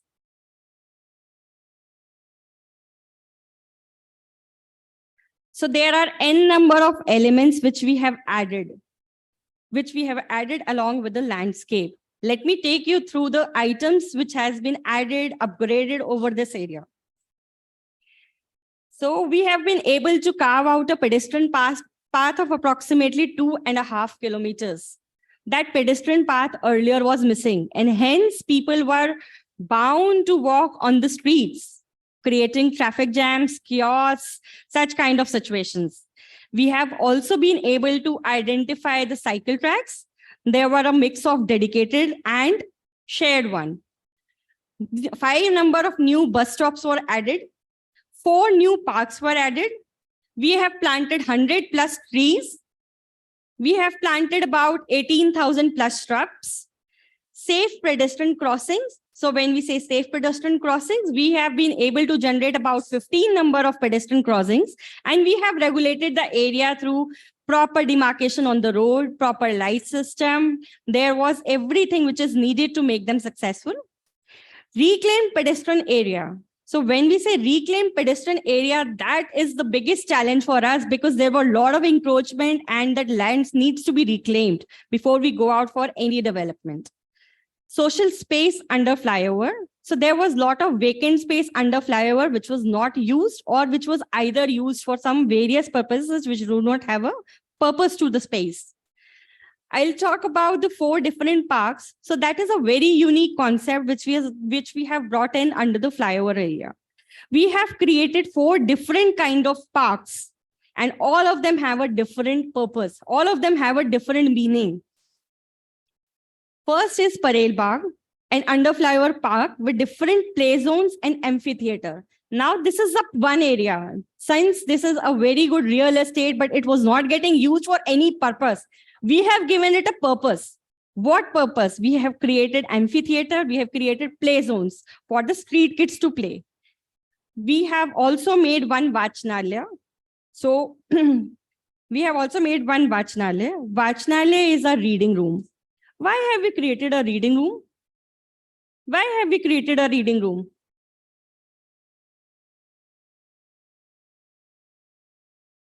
Yes, that's very right. Community spaces. So like I told you, we have, cleared the space. We have been able to remove the encroachment, but the people will still remain. So how we are giving back to the society? This is the way by which we are giving them back. We have created organized spaces for the people. We have created Parel Bagh. We have created Vachnalaya, which is reading room. So now I am connecting this Vachnalaya to the local architects, local people. Next is Apla Angan. Again, this is a Hindi term. This is a Maharashtrian word. And why Apla Angan? Because there were a lot of small kids. There were a lot of laborers and they have a lot of small kids who used to play on streets. We have given them a space, a identified space to play. So that's the play area and green aisle. So to give the identity to the entire space, we have created this green aisle, which is a park under the main Elphinstone Junction for all demographics. Now I'll take you through the pictures of before and after things, and I'll make it very quick. But before that, can I request you all to close your eyes for 10 seconds and remind of any such flyover which you have seen in the latest? Can I request all of you to please close your eyes for 10 seconds and imagine any flyover which you have seen recently? And let's be honest on that. Let's be honest on that. What kind of flyover experience you have up till now? 1, 2, 3, 4, 5, 6, 7, 8, 9, 10. So who will give me response first? What kind of under flyover area have you seen recently? Yes, please. Can you please be loud? Lajpat Nagar. So what is the kind of experience you had there? Is it a good streetscape? It is a bad streetscape? It needs to improvise? It needs to upgrade? What is your feedback on that?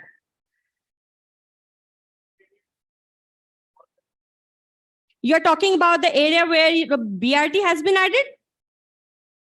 I am talking about the area below the flyover. Okay, and how is it? So What has been upgraded over there? lighting, better landscaping, fencing around the landscape so that. All right. And how is it affecting the community? How it is impacting the commuters out there? Is it any impact or is it useless?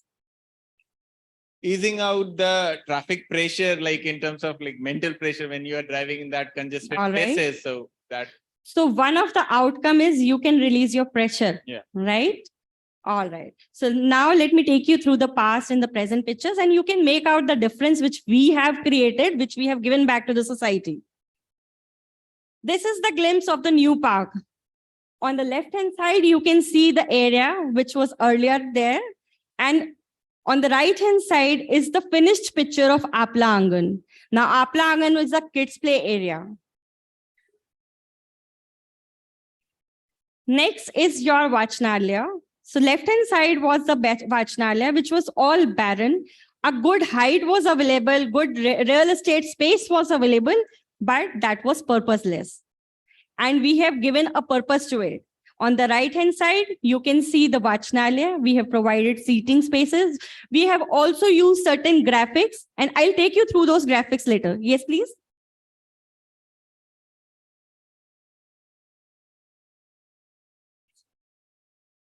Location of each flyover. So this has been done under one single flyover at Lower Parel. All right. And we have divided the spaces into different sections. Okay. So Mumbai. Somewhere the heights were available, somewhere the heights were not available. So accordingly, we have decided. Right? The location is Mumbai. That's what I wanted to know. Location is moving? Mumbai. Mumbai, yes, Mumbai. It's in Lower Parel, Mumbai. Now this is Parel Bagh. Left side is again the barren land which was not getting used. And right side, we have repurposed the area to a greener space. We have planned for some graphics, lighting, sitting spaces, greener space. So we have given the purpose to the entire space. This is your green aisle. So this indicates the arrival of the space because this is faces the very premium space. This faces the Elphinstone, which is a very premium street. So we have created an aisle over there. Now, glimpse of few advancements. I talked about the parks which has been added under the flyover, but what else have we done around the flyover?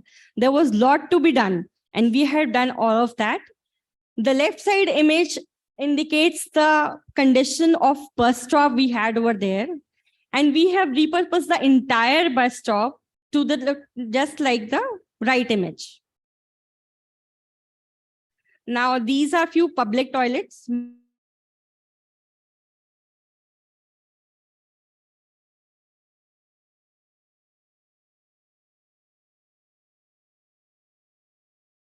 That was very important to connect people to the space. Why? Why artwork was important? Can somebody respond? Why artwork was important? Yes, sense of belonging has to be there. Otherwise, nobody will be able to connect such a refined and upgraded space. Ultimately, we were giving back to the society. So when we say society, it is a mix of people. And we have all kind of people over there. So to get that connect, it was very important. It was very important to connect the space with the local inspirations. The artwork under flyover is an attempt to present Lower Parel's transformational story in the graphical form. The idea was to present this narrative in a subtle monochromatic colors, capturing the essence of Lower Parel, that is flower market, cotton textile mills, local flower seller, Mumbai Dabbawalas, Mumbai chawls, and the present skyline of Lower Parel. So on my left, you can see all of that. These are other key initiatives, traffic planning and geometry correction. So we have not upgraded only the under flyover area, or we have not upgraded the public amenities. We have also undertaken the upgrade of roads, traffic planning, traffic movement, and how we have achieved it by providing the pedestrian crossways, by providing proper U-turns, by adding traffic lights, by adding the traffic marshals who can regularize the traffic in a better manner. So these are few images of our executed project. Now, what were the challenges which needs to be addressed? For doing this, for making it successful, what could be the possible challenges? Team at back, I need your attention, please.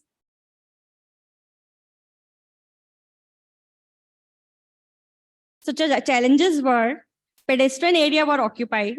There was fish market, unauthorized parking. There were garbage issues. Illegal shops were there. and illegal garages were there. In fact, there were instances wherein my team has to pick up the garbage themselves at 7 a.m. in the morning, because it was the outcome of the protest which we got from the locals. They were not willing to free up the space, and hence they could do whatever they can do. Challenges to be addressed. Now, these are few images of earlier fish market, illegal parking. Work was stopped by locals. Pathway occupied, local stopping work. New bus stand installed, old was removed. So we have faced challenges like we have refurbished, revamped the entire area and it got removed the next day. What could be the execution approach in such a typical and tough area? We have identified 5 such spaces. We have broken down the projects into five parts. And all the 5 parts has a subset. One is the east zone, one is the west zone, and one is the under flyover area. So in totality, we have about 15 projects to be executed in less than 15 months. These are the broad timelines. We started the concept in September 20 and inaugurated the space in January 22. Conclusion. So that's very important. What is the conclusion of all this activity, all this hard work, all this pain, investment, partnerships? What is the conclusion? One Green Mile is an attempt to create a happy street, which brings smile not only on the face of commuters, but also add joy in the life of local community we operate in. One Green Mile is an attempt to create a model street in public-private partnership with the MCGM, which becomes yardstick for various corporates and public bodies to initiate such projects, not only in Mumbai, across the city. So this is setting a benchmark across the developers. This is setting a benchmark across the real estate players. We are motivating people to do such kind of projects and giving something back to community. And this is the need of an hour. We have done the social cause, which imbibes the concept of sustainability. They say great public spaces are your best anchor tenant. With One Green Mile, we believe that now Lower Parel not only has the best anchor tenant, but also the local community has much needed public space and an equal street for all. These are few glimpses of the finalized area. So you can see the bus stop, you can see the Vachanalaya, you can see the landscape areas added, you can see One Green Mile. These are the play areas and the entrance. These are few night shots. So even when I have visited the space, I have seen personally kids were reading under the lights. There were a lot of people who were sitting and enjoy the atmosphere because the landscape which we have executed has been able to, curb the humidity also, and it was able to bring down the temperature to a comfortable one. One Green Mile that's going and making the city smile. Thank you from Nucleus Office Parks.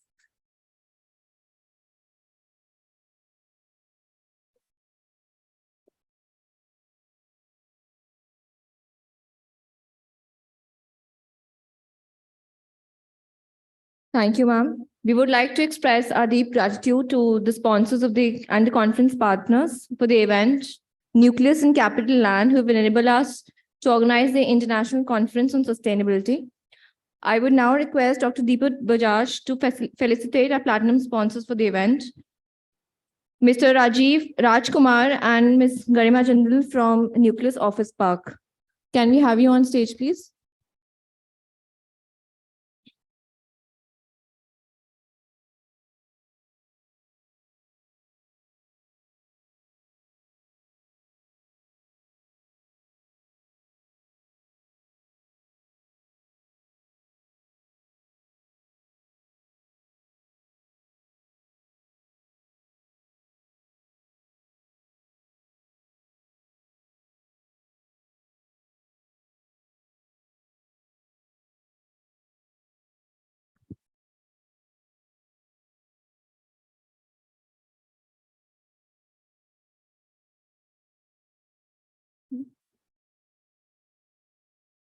Good evening, everyone. Now we would like to proceed towards the panel discussion on ESG adoption, compliance, and transition to the net zero environment.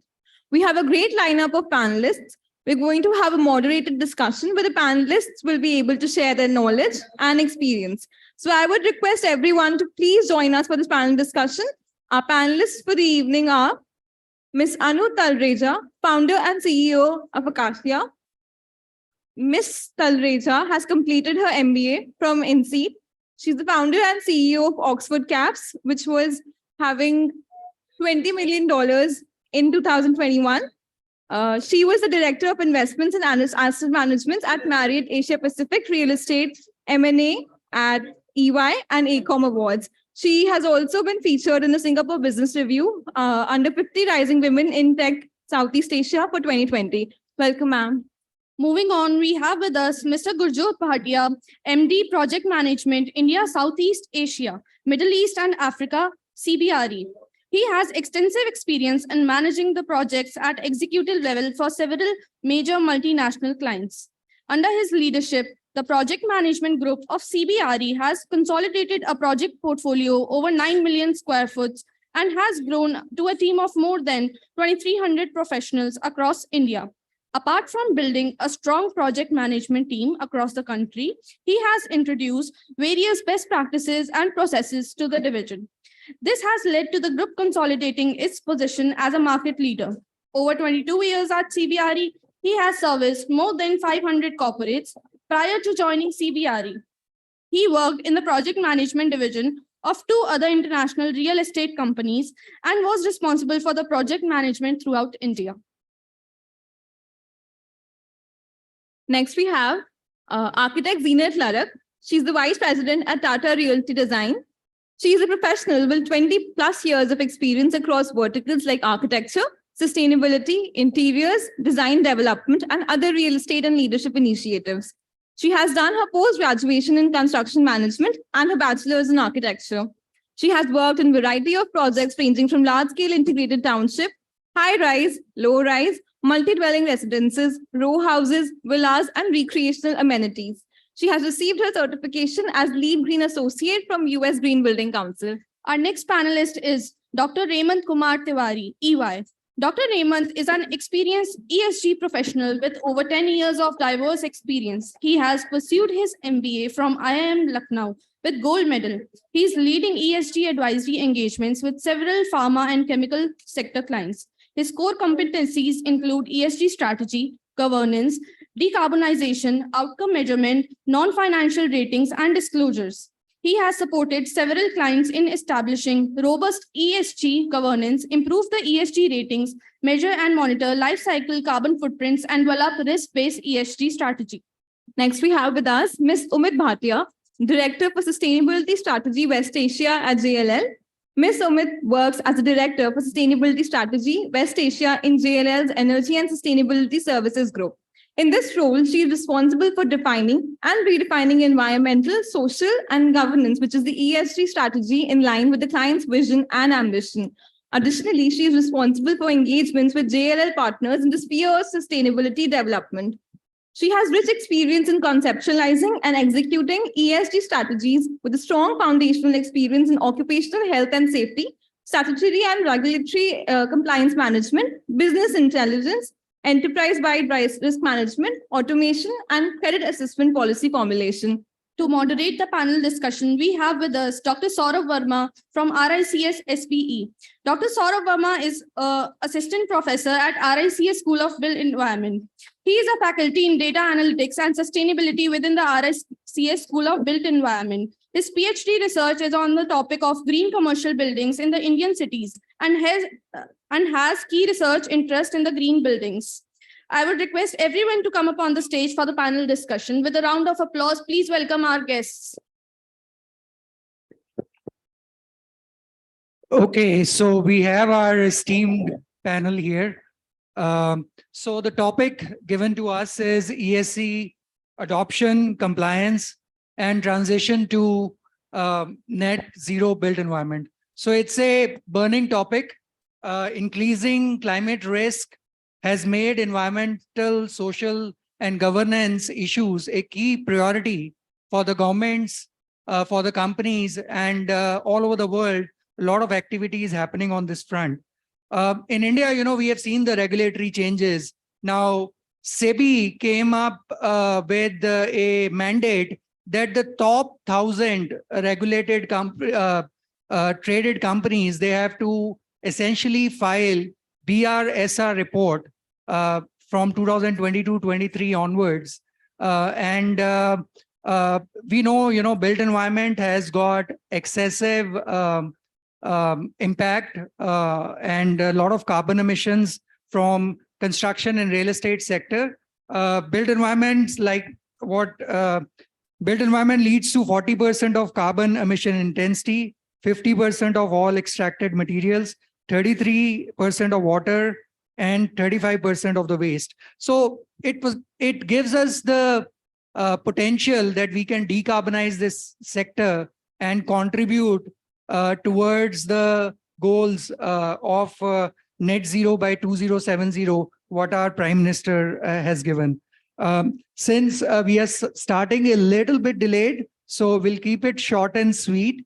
I would like to start the panel discussion. And first of all, my first question will be to Mr. Gurjot.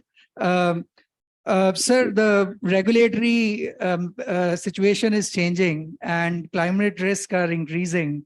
So do you think, what are the current challenges, what the market is facing? And do you think the developers, contractors are clear and ready to take up this challenge?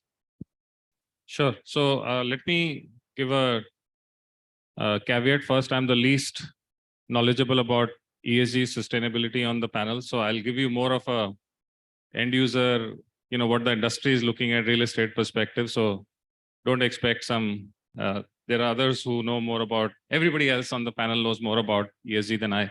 But having said that, and I have my good old notes here since you asked about challenges, what I'm going to say is probably not in the order of chronology, but I'll keep it objective. The challenge that we face today is not for what is being built today, but one of the things that we discuss often is that with over 700 million square feet, every year we're building around, it depends on which year we're looking at, 45, 50 to 60 million square feet of grade A real estate I'm talking of commercial, that gets added to the market. What about there's a lot that's already been built and is, and some of it's still being built. The challenge is that if you look at the market that we are in right now, the New Delhi market, for example, you look at the Connaught Place area. One of the challenges I feel is, which comes in the way of our buildings becoming sustainable, trying to achieve a goal of net zero, so on and so forth, is a lot of the buildings are strata sold. So there is no single ownership of some of the, and this is more of a legacy issue that we have in the market. So there's millions of square feet in the core and center of some of our large cities, almost all of our large cities, which when you try to look at sustainability, upgrades, you try to look at how do we bring them at par with what the expectations of sustainability are, it's a very tough challenge over there. The other thing is operational challenges. In a running, operating building, going and making changes. And often when we are sitting on the drawing board, these are challenges we talk about. And then we say, okay, let's look at the low-hanging fruit. What is it that we can change easily, more efficiently, without causing much disruption? If you want to change the entire envelope of a building, you can never do it in a building which is operational. You have to shut down the building and then do the change. But if you want to change, say, the air filters in a building, you can do it in a phased manner, over weekends, overnight, so on and so forth. So these are a couple of these things. The biggest thing which was being spoken about in the earlier panel also, I think, is when it comes to the aspect of capital investment. I think there it is a matter to be considered, of course, because real estate is a commercial business. It's based on capital. There have to be returns. So that is why I'll quickly also try and connect with what you spoke about, the regulatory framework and everything. I believe the regulatory framework now with regards to what the government is coming up with, what the industry is coming up with, whether it is to do with the Paris Agreement, whether it's to do with what the Indian government is doing, looking at the top 1,000 corporates, listed corporates to declare their sustainability goals and their reports on an annual basis. What they will do is they will create a framework within which everybody can start performing. So everybody can gravitate towards that framework despite all these challenges and say, this is what we must do in the next 12 months, in the next 24 months, in the next 36 months, and so on and so forth. The other thing is, and with this framework will come a device of being able to measure the sustainability achievements as well. You know, where do we want to be? Is it we just go for a well certification or LEED certification for a building, or are we really looking at measuring what is the outcome of the performance of the building after well and LEED certification as well? So I believe, to keep it very short, there are challenges, and I can go on and add a few more. But at the same time, the regulatory framework will provide the much needed guardrails to the industry to perform and act within. Sounds good. So, Mr. Gurjo talked about the challenges. So Acacia.ai is one platform. And Ms. Anu Talreja is representing from Acacia.ai. So they bring in the solutions for operational carbon emissions and environmental risk. So Ms. Anu, from this platform, what benefits can asset managers and developers achieve? Sure. Thank you. So basically at Acacia, we are ESG reporting by, if you look at more mature players in the industry or more institutional grade asset players, ESG reporting has been happening for a while, and ESG kind of covers a lot of quantifiable as well as non-quantifiable aspects. What we are trying to do is, within ESG, we are double clicking on the E part of it and then double clicking on climate, which is a very quantifiable, tangible, measurable, and trackable metric. And that's where we have come up with a product that can help companies automate that in real estate and infrastructure sectors. So basically our platform helps real estate and infrastructure companies, including asset managers and developers and operators, to help them measure their operating emissions as well as embodied carbon. And then we have an AI-enabled decarbonization engine, which helps them understand the pattern of their emissions, helps them benchmark it against other assets and portfolios, and recommends decarbonization strategies. So the idea is that because decarbonization is a multi-year, probably multi-decade kind of exercise, it has both short, medium-term, long-term initiatives that you can take. There's a lot of complexity around tracking data on a constant basis, complexity around budget planning and capital investment planning. We are able to automate all of that and bring it under one single platform where climate teams going forward can monitor that, use that as a monitoring tool. Thank you. So one organization which came up with solution related to operational carbon, JLL actually collaborated with Tata Power for green solutions. How's the response, Ms. Sumit, so far? And how does this model work? So there is a Tata Power, then JLL, and then developer or the asset manager. So systemic challenges such as climate change, they cut across a broader range of problems, not just in the E aspect of ESG, but also the S aspect. And when it comes to partnerships, JLL constantly keeps working with various partners and various innovative institutions, even Acacia for that matter, to assess, what are the new solutions that are coming up in the market and bring the best for their clients. So Tata Power is one of the strategic alliance that we entered last year just to bring in the bouquet of EV solutions and renewable energy solutions for our clients. Other than this, I think we're working on various other solutions. There is a Build Ahead coalition that we've recently, last year, we had with Zintio, which is another consulting firm in sustainability space. And there we are trying to work with various partners to come up and address the problem area that we have in the built environment essential for the embodied carbon and not the operational. There's a lot of work that is being done for operational footprint to reduce that. But when it comes to embodied carbon, there is not much work that is started. So we are trying to, in the real estate space, the partners are also have been selected very diligently, keeping the industry need in mind. So there is a JSW, there is a Godrej, there is partner, there's JLL. So we bring in the right elements and value add onto the table to see how we address that solution.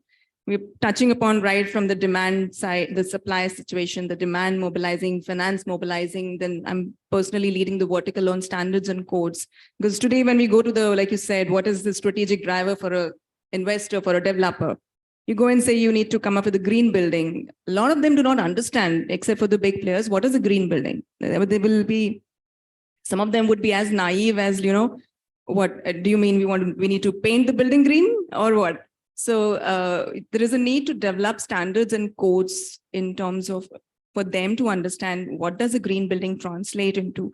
If there is the major component of constructing a building is cement and steel. If that is going into it, what is the benchmark? What is the standard? What kind of cement or steel am I required to use? What is the proportion of it that I need to use? All those standards and codes are required to be put, starting with this, but then eventually we'll go further more onto it. There's a lot of work that is being done on the bricks, the kind of thing that bricks need to be used. India is a very different country. The climatic condition varies, and we're most diverse when it comes to the climate.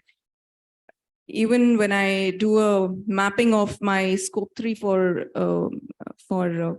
the employee commuting, where I'm trying to map what is the remote working post-COVID, everybody, all of us have learned how to work from home, but there is an incremental energy consumption that's happening when I'm working from home as well.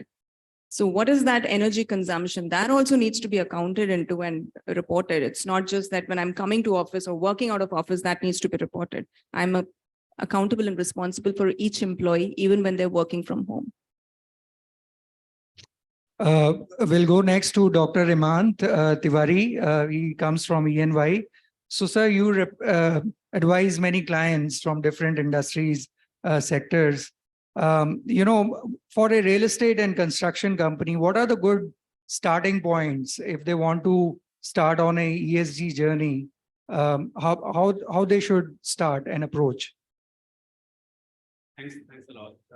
So starting point, just directly going to the point blank question. So since we're discussing the sector, so sector has inherent challenges, and some of these have been covered by other panelists. But the main challenge lies the control of real estate sector doesn't like things operations. So most of the, I think, most significant impacts happen in this value chain. Let it be brick manufacturing, cement manufacturing, steel manufacturing, and then within outside, and a lot of outsourced activities happening in the construction industry. And most of these industries or most of these players are unorganized. Let it be brick manufacturing, especially to take example. And any regulation can cover aspects of formalized or listed companies as BRs are discussed. The main challenge would be how we can cover these unorganized players within the ambit of these. Starting point, I would say, is mapping of value chain and be developing systems and processes or frameworks, which may be either to start with it, there might be some few things here and there.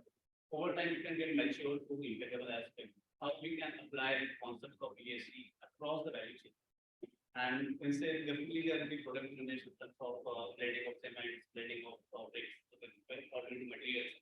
But what about social aspects? That one area like child labor, like say forced labor happening most in this aspect. So when it's the starting point, again go back to having the policies and process, the governance mechanism. That's one aspect. Companies specifically organize and listed how they want to ensure complete ESG adherence in value chain. And second, also most talked about aspect is the G part, and the real estate being by nature is a highly leveraged. So there's a huge debt to equity ratio because of the nature of business and long-term payback period. And in Delhi NCR last year, more than 2.5 for bank. So is there something can be done governance side? So G part is often what look for net zero. So this will also be an area to look into it. How we can formalize each and every part of this financial value chain apart from environmental value chain.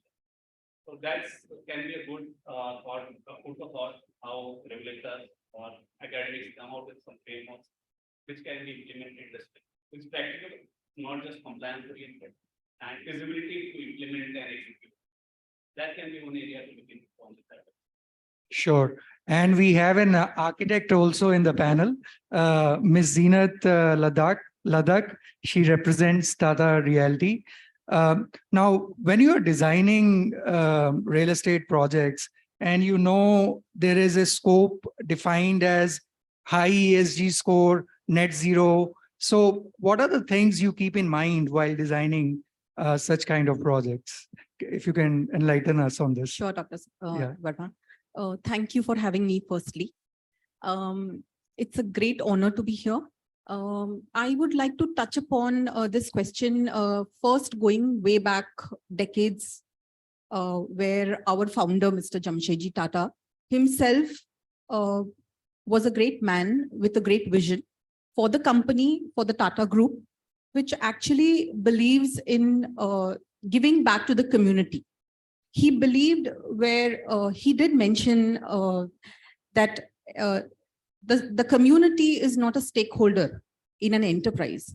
It is the main purpose why the enterprise has been established. So the Tata Group has a very formalized policy, the environment, social and governance policy, where top down, it actually seeps down from the Tata Group, which covers, there's a sustainability council at the topmost level. And there's a working group which for which Tata Realty would be participating in. The Tata Realty goals that come in are derived from the Tata Group agenda, the 12-point agenda that the Tata Group has. And Tata Realty derives its goals, which formulate the 5R for the company, which covers resilient structures, it covers replenish nature, it covers respect lives and reap talent, and also the responsible value chain. Now, when it comes to design, design takes bits from the 5R agenda that is formulated for the Tata Realty company. Sustainable design doesn't start once the design is done and the project has come up. So at Tata Realty, we target it at the initial concept stage. In fact, the initiation of a project where feasibility is being worked out, the site selection is being done. We take into consideration all the parameters of site selection, how the climatic conditions are, how the social context is, what kind of vegetation prevails there within the particular site selected, how the context, the overall context of that site works with the design that we are going to be proposing. It starts from the site selection right up to the design stage, going through its design life cycle and going into construction. We also take care of strategies like noise reduction, dust reduction, product declarations that need to be done for the governance and the environment part of it. It also seeps down into the operational life cycle, and an overall holistic approach is being taken at Tata Realty for the sustainability. That's great. That's great to know. Ms. Anu, this Acacia AI platform, out of all the PRSR listed points, how many you think through this platform, developers can achieve those points through this platform? Sure. So the BSR reporting is, larger business accountability and sustainability reporting, of which climate is one part of it. We can address all the climate pieces of it, but of course there are governance structures there. There are more social metrics that are there, which are not from our platform. Our platform is little more evolved to organizations who want to run a very concentrated climate and decarbonization program. But from a BASR reporting perspective, it can definitely help you with all the quantified parts of climate reporting. Okay, all right. Sure, thank you. Gurjotji, so, on when you are doing a project as a real estate construction project, is there any low-hanging activities which we can do at the site, which can take care of ESG parameters, or can support in the scoring, which is there in BRSR? So I if you think, can, yeah, so two things. One, which I think my fellow panelists here will also talk about, is waste management and usage of water are two extremely important aspects. They found their prominence in the BSR, RS, it's a tongue twister for me.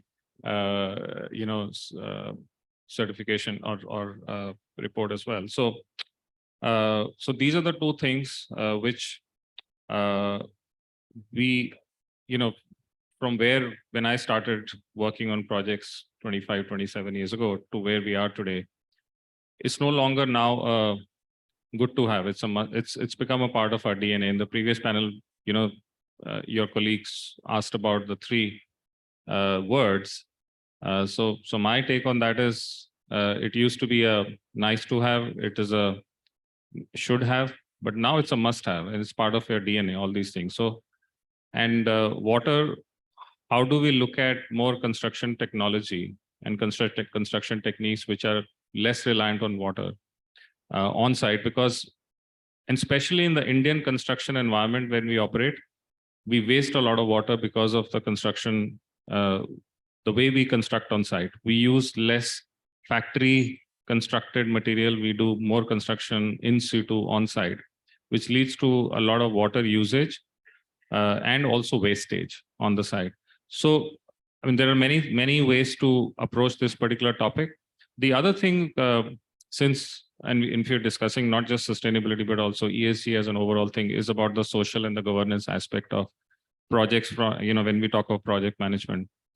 Now, when again, I'm just doing a before and after kind of a scenario like the colleague from Nucleus did. When we started to work on construction sites, whoever thought of going to the labor camps and checking what's happening there?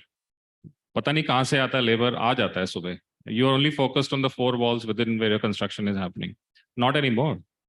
We make sure equally important is going to the labor camps, checking how are they living there?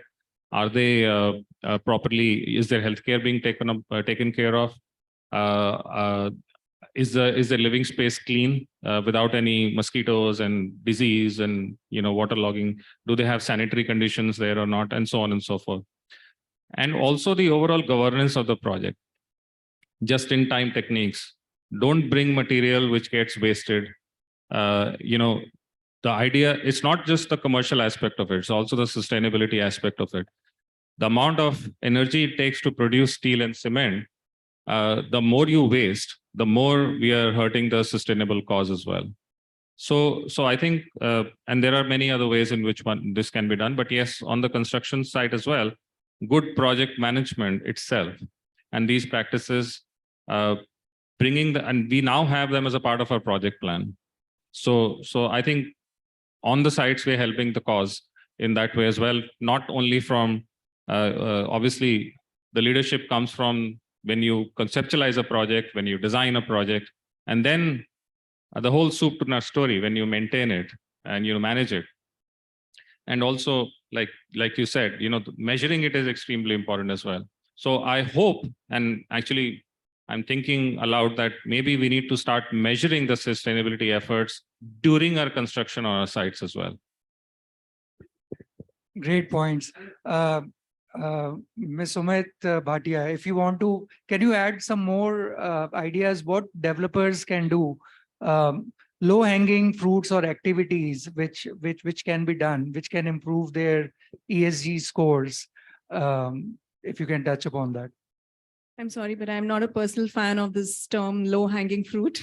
Okay. As a ESG practitioner and, somebody who offers customized strategies for the clients, usually clients come and say, हमें बता दो क्या करना है, initiatives क्या लेने हैं, हमें बता दो. They feel that, you just tell us we have to plant trees, we have to do this, we have to do this, and we are sorted. Our ESG is complete. But ESG is not about that. It is quite in depth. And like Gurjot also said, the social aspect is very important. The governance come from the leadership. The CFO of the organization acts as the ambassador for ESG agenda, primarily because the budget sits under him. And it is the main objective is that there is a need to set aside a budget for ESG agenda. And it shouldn't be, a afterthought or a second choice for any function within an organization to see, acha, I'll see if the budget is there, then I'll take some initiatives. It shouldn't be like that. And then it rolls up further into the CRE functions of an organization for them to implement eventually. Now, the problem comes when the CRE functions don't have their own budget to do because they are working on the operational aspect and they have annual budgeting happens, but it is at the operational level. They're not putting enough amount, setting aside enough amount to strategize new concepts, new ideas, implement those and see how it is making a difference. When you want to do something in ESG, cannot be a low-hanging fruit. You need to initially make a capital investment into that. And then eventually consultants like us, we tell you when you invest so much amount, this is when you reach break even, and this is how you're reaping, this is your ROI. Eventually, a few years down the line, you're going to be at a better place than what you are just now. Energy efficiency, performance enhancement, 40% of your, so there is a principle that we follow within JLL, it's called 330-300. So we did a survey and basis that we came across with this principle, which actually means that in any organization, you're spending 3 rupees on utilities, $3 on utilities, you're spending $30 on the materials that you're putting in, and there is $300 that you're investing on an employee. So when you're doing that, you need to ensure that the entire ecosystem, the well-being and everything is taken care of. So these certifications, these LEED certifications, the WELL certifications, TRUE certifications, which talk about waste management, they help you address that aspect. Other than the ROI that we present to them in terms of what you're going to earn a few years down the line, if you make a capital investment today, there's a huge list of intangible benefits also that comes with it, which is closely attached to the employee agenda. Sure. Thank you. At Tata Realty, Ms. Zeenat, the commercial office tenants, now, what are the critical design interventions which the tenants you think really appreciate and they contribute to their ESG score or sustainability scores as well? So Tata Realty has a mixed bag of residential and commercial portfolios. All the projects at Tata Realty are green certified, and that's the mandate that comes from the Tata Group itself. So even the residential projects are all green certified, whether it's with IGBC or it is with LEED. The commercial projects are mostly LEED certified. We are also aiming for a WELL portfolio to be built up. We also recently took up the IFC Edge certification. So one such example of a commercial project, a very successful commercial project, is the Ramanujan IT Park that we have at Chennai, which very recently got its net zero in operation stage. Sustainable design starts from, like I said, the conceptualizing of the building layout itself, the site context, how efficient your floor plate is, what kind of daylight, penetration is being offered, how efficient is the tenancy space, what kind of amenities are being offered to the occupants, Overall, it boils down to the well-being and the health and the productivity of the occupants that really will be occupying those premises. And that is what really commercial investors and clients do look for. And that is what we aim for in all our projects that we conceptualize for commercial. Thank you. To add to what Zenith just mentioned, I typically call it a designing out the problem.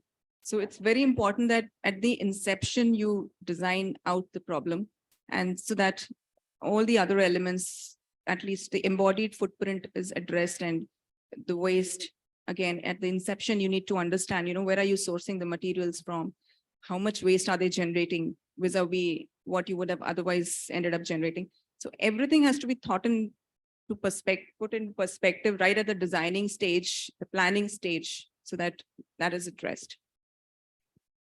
And you wanted to add something? Yes, I actually just wanted to add that these green certifications, though we think that, they may not be helpful, but they actually help us put our thoughts on paper and measure them, work on an action plan, and then also monitor it time to time, so that small improvements can be made ahead once the projects are in operation, or maybe we get some client feedback. Those can be taken up as improvements for further improvisation in the future projects. Sure. Over to Dr. Imant. You touched upon the governance aspects, and as developers, they have some experience with environmental impact assessments, social impact. On governance, you touched a few points, but few implementable strategies. What do you think for developers, how they can improve on governance aspect? I know you touched a little bit upon, but any concluding remarks you would like to give on the governance aspect? So to start with on the governance part, first aspect, Rindia's fitting the previous narrative, to start with the policies, frameworks, systems and processes in the organization.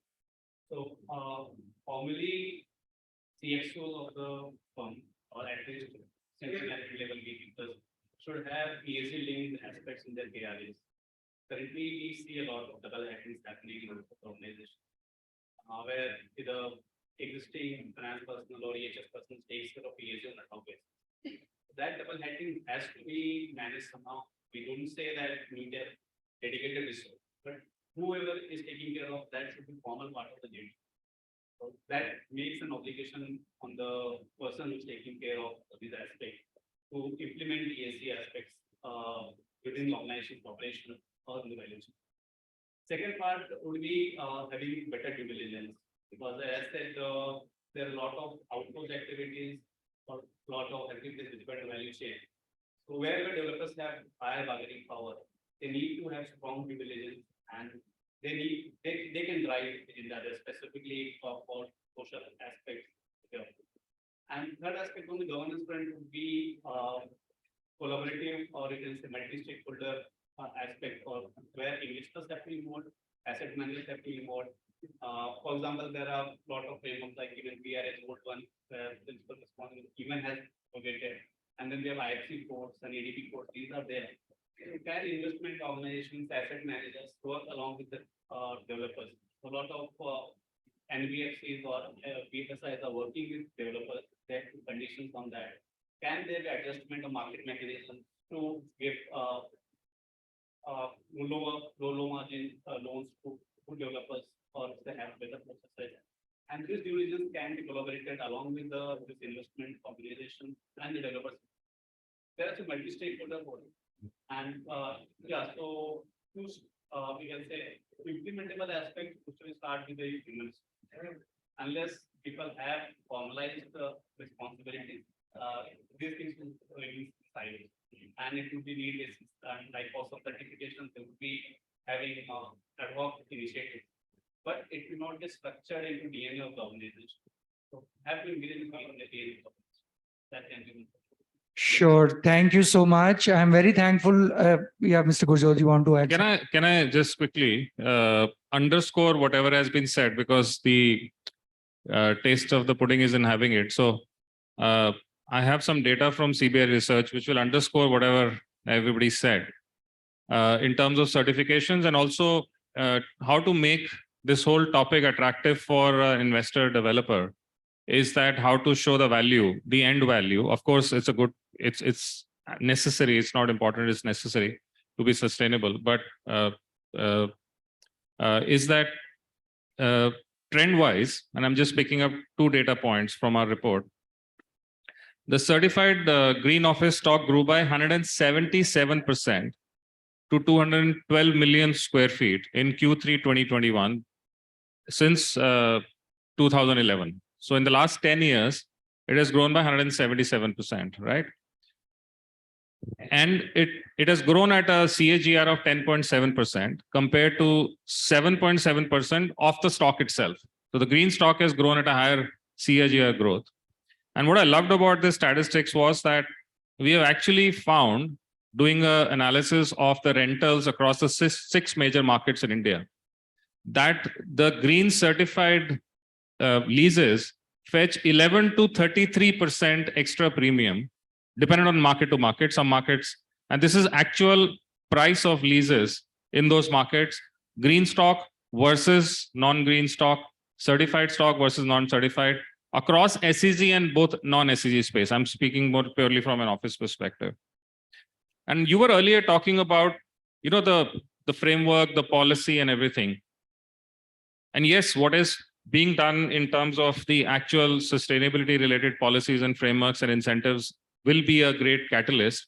But I think also what has been done in the real estate construction industry overall, from a perspective of RERA, demonetization that has happened in the country, more institutional capital coming in the country than ever on an annual basis, I think is a huge catalyst there as well. I'll give you some statistics, which is very glaring.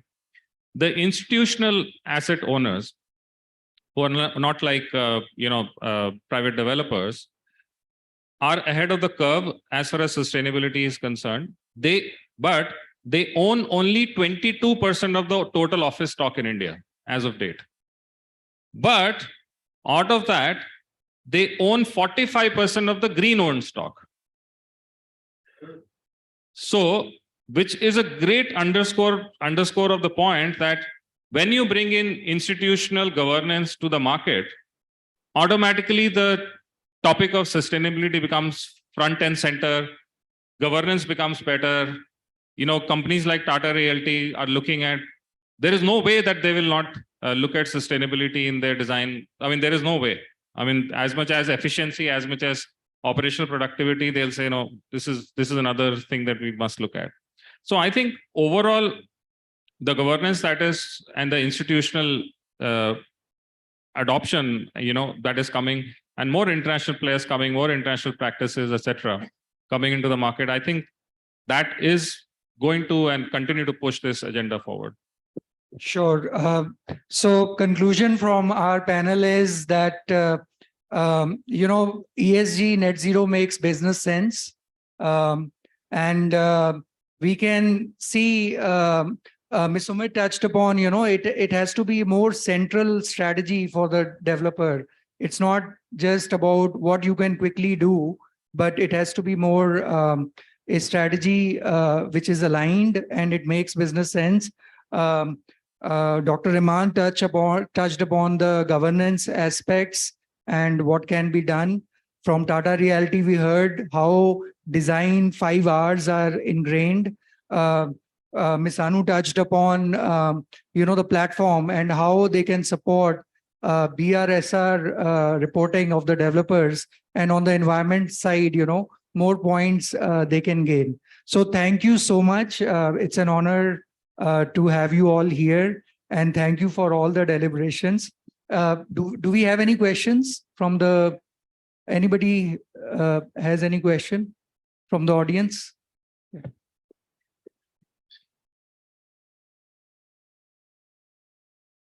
Thank you. I thought I'll take the opportunity since there's nobody else asking. And my question is to Gurjot. Basically, while all this on ESG and sustainability It's nice to discuss this in the offices, put plans and all that.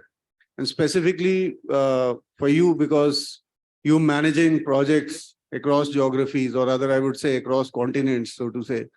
So how easy or difficult it is for that person who's working on ground, that people on the site, for them to make them understand this? And basically, is it easier in certain geographies or is it difficult in the others? Thank you. Yeah, so there are two parts, and that's a very interesting and a very apt question, I would say. And I will start by answering the second part of the question. Yes, it is easier in certain geographies and it is difficult in some of the others because, and I can very well say, for example, when I look at our teams in Singapore, the market is much more advanced when it comes to, construction or real estate related practices. So there, the fact that this is a part of the program, well, it's the same here as well. But to your point, does it trickle down to that much aggression and that much adaptability to the grassroots level? In that market, the answer is yes, to a large extent. In our market, unfortunately, as of now, the answer is a no. And I will draw a parallel to this to give you the answer to the first part as to what must be done in this. On a similar topic and very important topic of health and safety. Now, if you look at health and safety also, which is also a part of the governance aspect of our projects, where we are as a country versus where some of these more advanced markets or markets which are ahead of the curve are. So what we have started to do is, I think this was discussed earlier also, as leaders, if I am the leader of the team and if I don't talk about sustainability or health and safety, whatever is the topic about, and the reason that I'm here today is I want to showcase to my team that this is important to us. I'm sitting here talking about it, learning about it, and I'm taking up points from here, which I will go back and try to incorporate in what I do for my customers and for my teams. Means that this shows that this is important for, so this is the leadership, that we must show by all of us being here in this room today, not just me. And on the other side, how to make it relevant for, you spoke about, the people who are actually have to implement it, execute it. I think again, it is not an overnight success that one can achieve. You keep messaging it down, but the importance is, which is something which I struggle with, and I'm a little against, is sometimes we make these huge missions and visions which are in such difficult language that even I don't understand. I have to read it 3 times to understand what is this all about. So we have to speak it in the language of the people who are going to execute it on the ground. I spoke about controlling wastage on the construction site. Now, a CXO is not going to be able to do that. He can make a policy, but until the person on the site does it, I mean, it's not going to be anything that you achieve, right? So again, I'll give you an example on the health and safety side. And yes, there could be a parallel, which I don't know of yet, on the sustainability side as well. We run a program for our site staff. We don't give them a big yarn about health and safety. We just tell them that what will happen if you make the right decision from health and safety perspective on the site.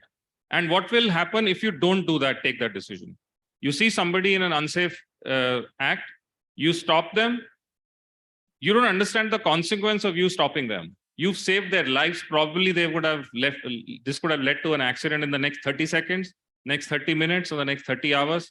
The fact that you stopped them, you've done your job, means that it's not about some brownie points here or finding a good green mark in the report.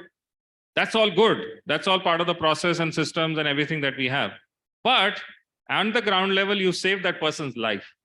How to emotionally and personally appeal to that person on the ground that sustainability is important because this is one planet. People, when you're focused on your work, you're working like a horse with blinders. You're not aware. Nobody's aware. They come, whether it's an engineer, whether it's a laborer, whether it's a supervisor, they're hardworking. They do bone-breaking work every day and they go back, right? They don't understand all these things. So be able to explain it to them in their language, in the context of what they do, is extremely important. So I think that's where the solution lies. So we have to attack it from both the ends, top and then bottom, and then I think we'll meet somewhere in the middle.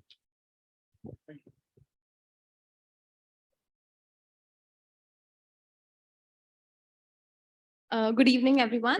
So my question is that we did have a very insightful session, how we could adopt, and like Sir concluded saying that it is a very implementable business model if we talk about ESG. But how do we ensure that all the ESG modeling that we're doing for the businesses are not using it as a greenwashing technique to just barge in more clients for their profitability? Because if we talk about Indian market, our consumer mindset is all about price driven and more related to profitability.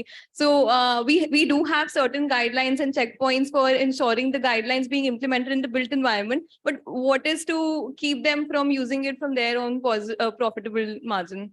That's my question. First and foremost, there's nothing wrong to think about the profit. That's the main objective of a business, to make profit. But you need to make it commercially viable for the client. And how you do it is by positioning the right picture to him and not just be wearing your sales shoes. You need to show the right ROI and everything. And when you do that, I think it makes sense to people. On greenwashing, yes, unfortunately, that still happens.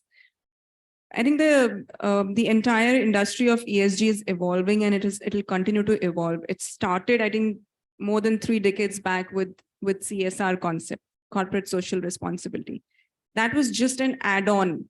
It was just a compliance requirement. Just because you're required to put 2% of your profit into a CSR activity, you will come up with a non-profit set arm of your organization and you will do that.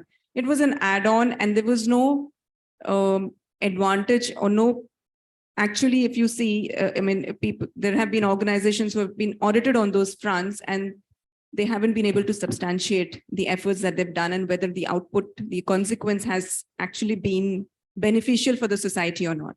From then, it has transformed to various concepts, triple bottom line. There's been nested sustainability. There has been sustainability goals, which again, the 17 goals, they're all sitting in silos. But when you talk about net zero, you are actually addressing the entire CO2 or CO2 equivalent kind of problem. You are addressing you're taking action for the climate. And I think for the students, I would really urge all the students to pursue the subject. There are various subdomains under ESG. You can, specialize, and you can pick up even within each element of E, S, and G. There are so many subdomains. You could do your graduation, your master's or you pick any of the domain as a major subject and, pursue it as a full-time career. It's a big bubble. It's not going anywhere. It is just becoming bigger and bigger. There are a lot of innovative solutions that are coming up. There are startups who are coming up with solutions. The other day, I met a lawyer at a summit on ESG, and I said, "What are you doing here?" And he was like, "I'm also into this. I am coming up with solutions for the clients. What is it that you should do? What are the loopholes? How can you protect your company from not complying to ESG?" I said, "Okay, you are also into this business."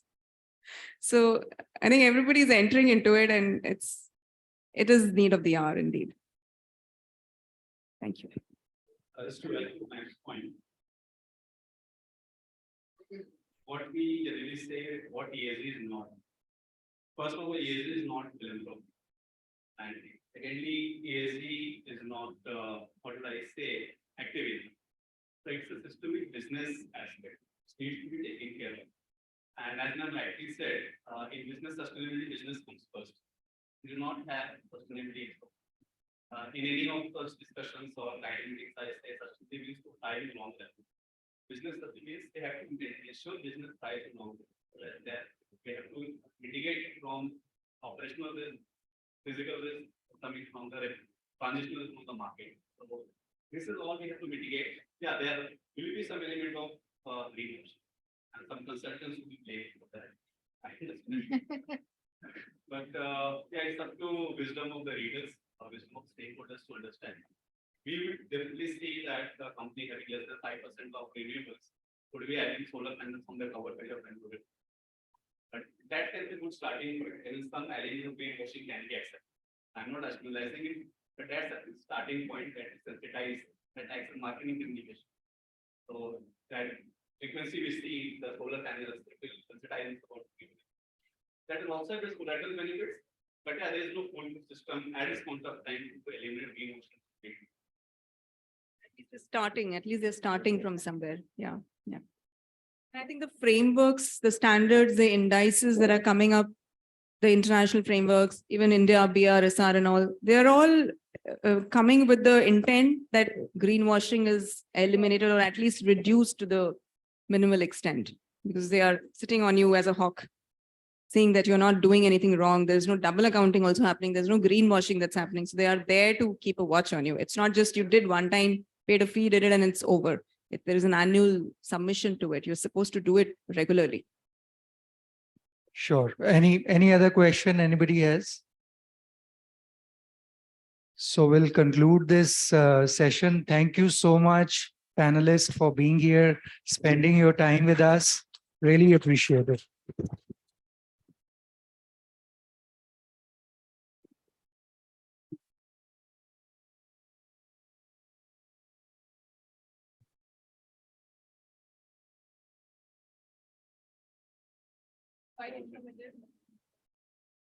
We conclude this session, and I would like to take this opportunity to thank each panelist for finding the time from their busy schedule and gracing us with their presence. Thank you all. Now I would request Dr. Deepak Bajaj to felicitate our panelists with the mementos. Ms. Anu Talreja,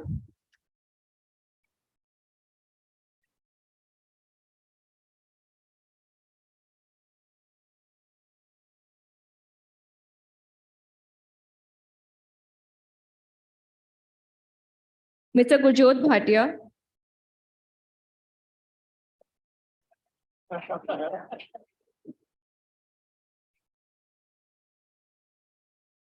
Dr. Raymond Tiwari,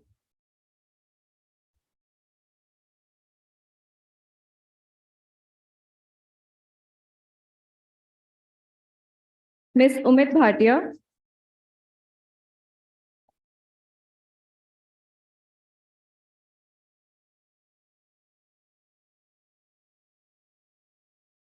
Architect Zeenat Larat,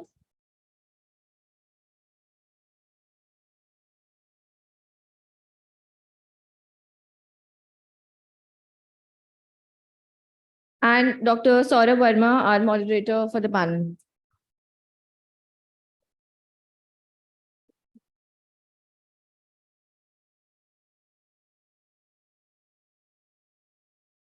Quite a packed event. Now I would request Mr. Ashwini Awasthi and Mr. Gurjot Bhatia to felicitate our steering committee members with their award mementos to make this event a success and mark the conclusion. May I please invite Dr. Deepak Bajaj.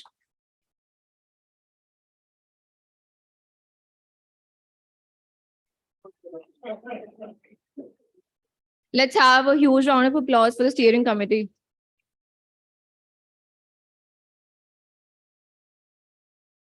Dr. T. Gajendran. He's not here.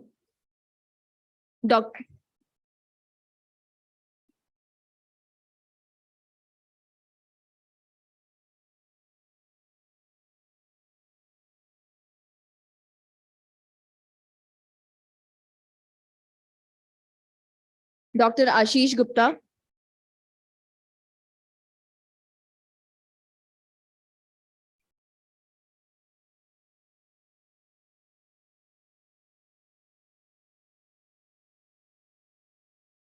Dr. Nihar Nanyam.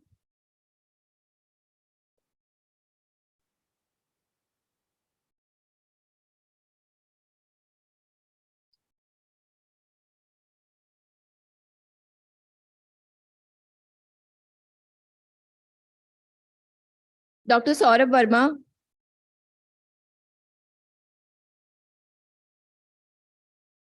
So everyone, I know it's been, these 2 days have been really tiring, but let's not be greedy clapping for the steering committee and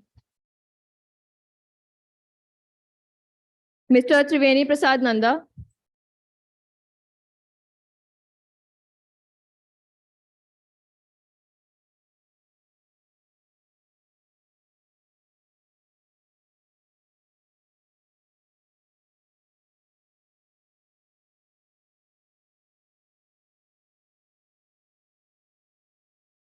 Mr. Bharat Tank.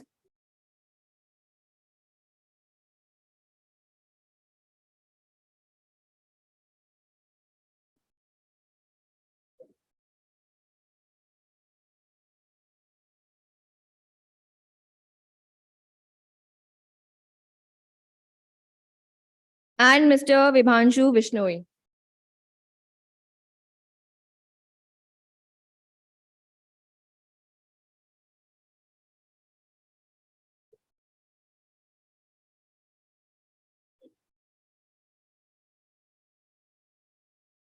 Thank you, sir. Thank you, sir. May I now request Dr. Deepak Bajaj to conclude the event.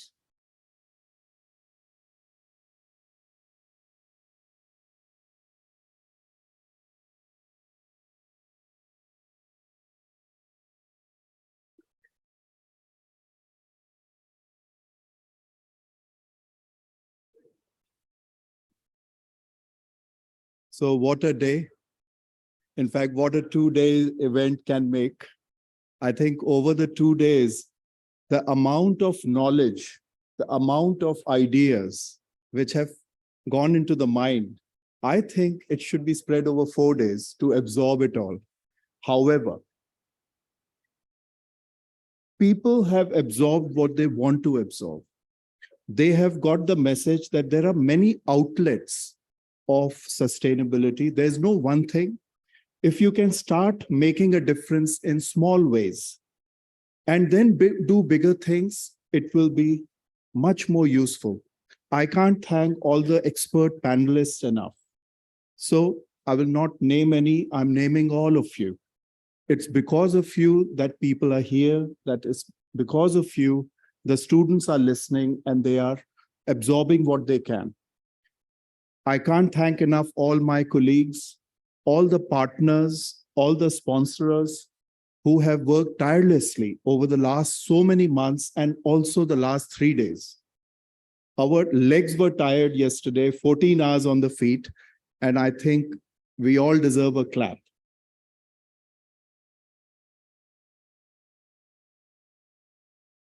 I want to thank the founder president who showed a lot of interest over the emails and over the phone. And then he said, Deepak, I'll be there for the event. And he was there. And he really pushed us to do it well. And I think that's a great encouragement. And all our keynotes who couldn't join us, they did it online.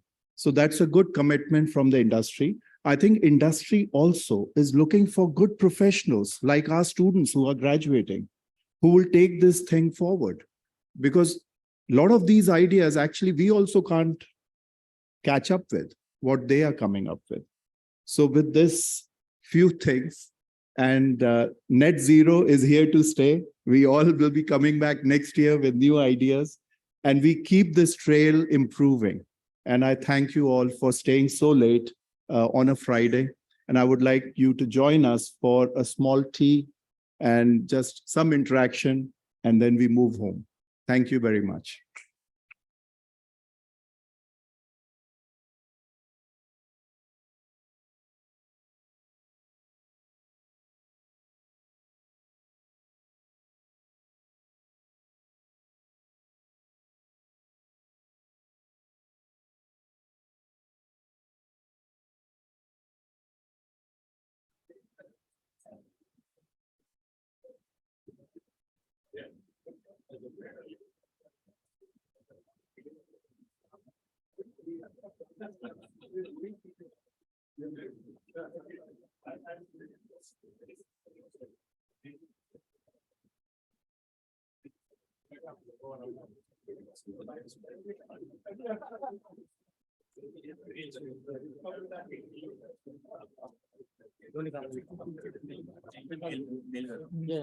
ये डालो अब निकालो जो निकालना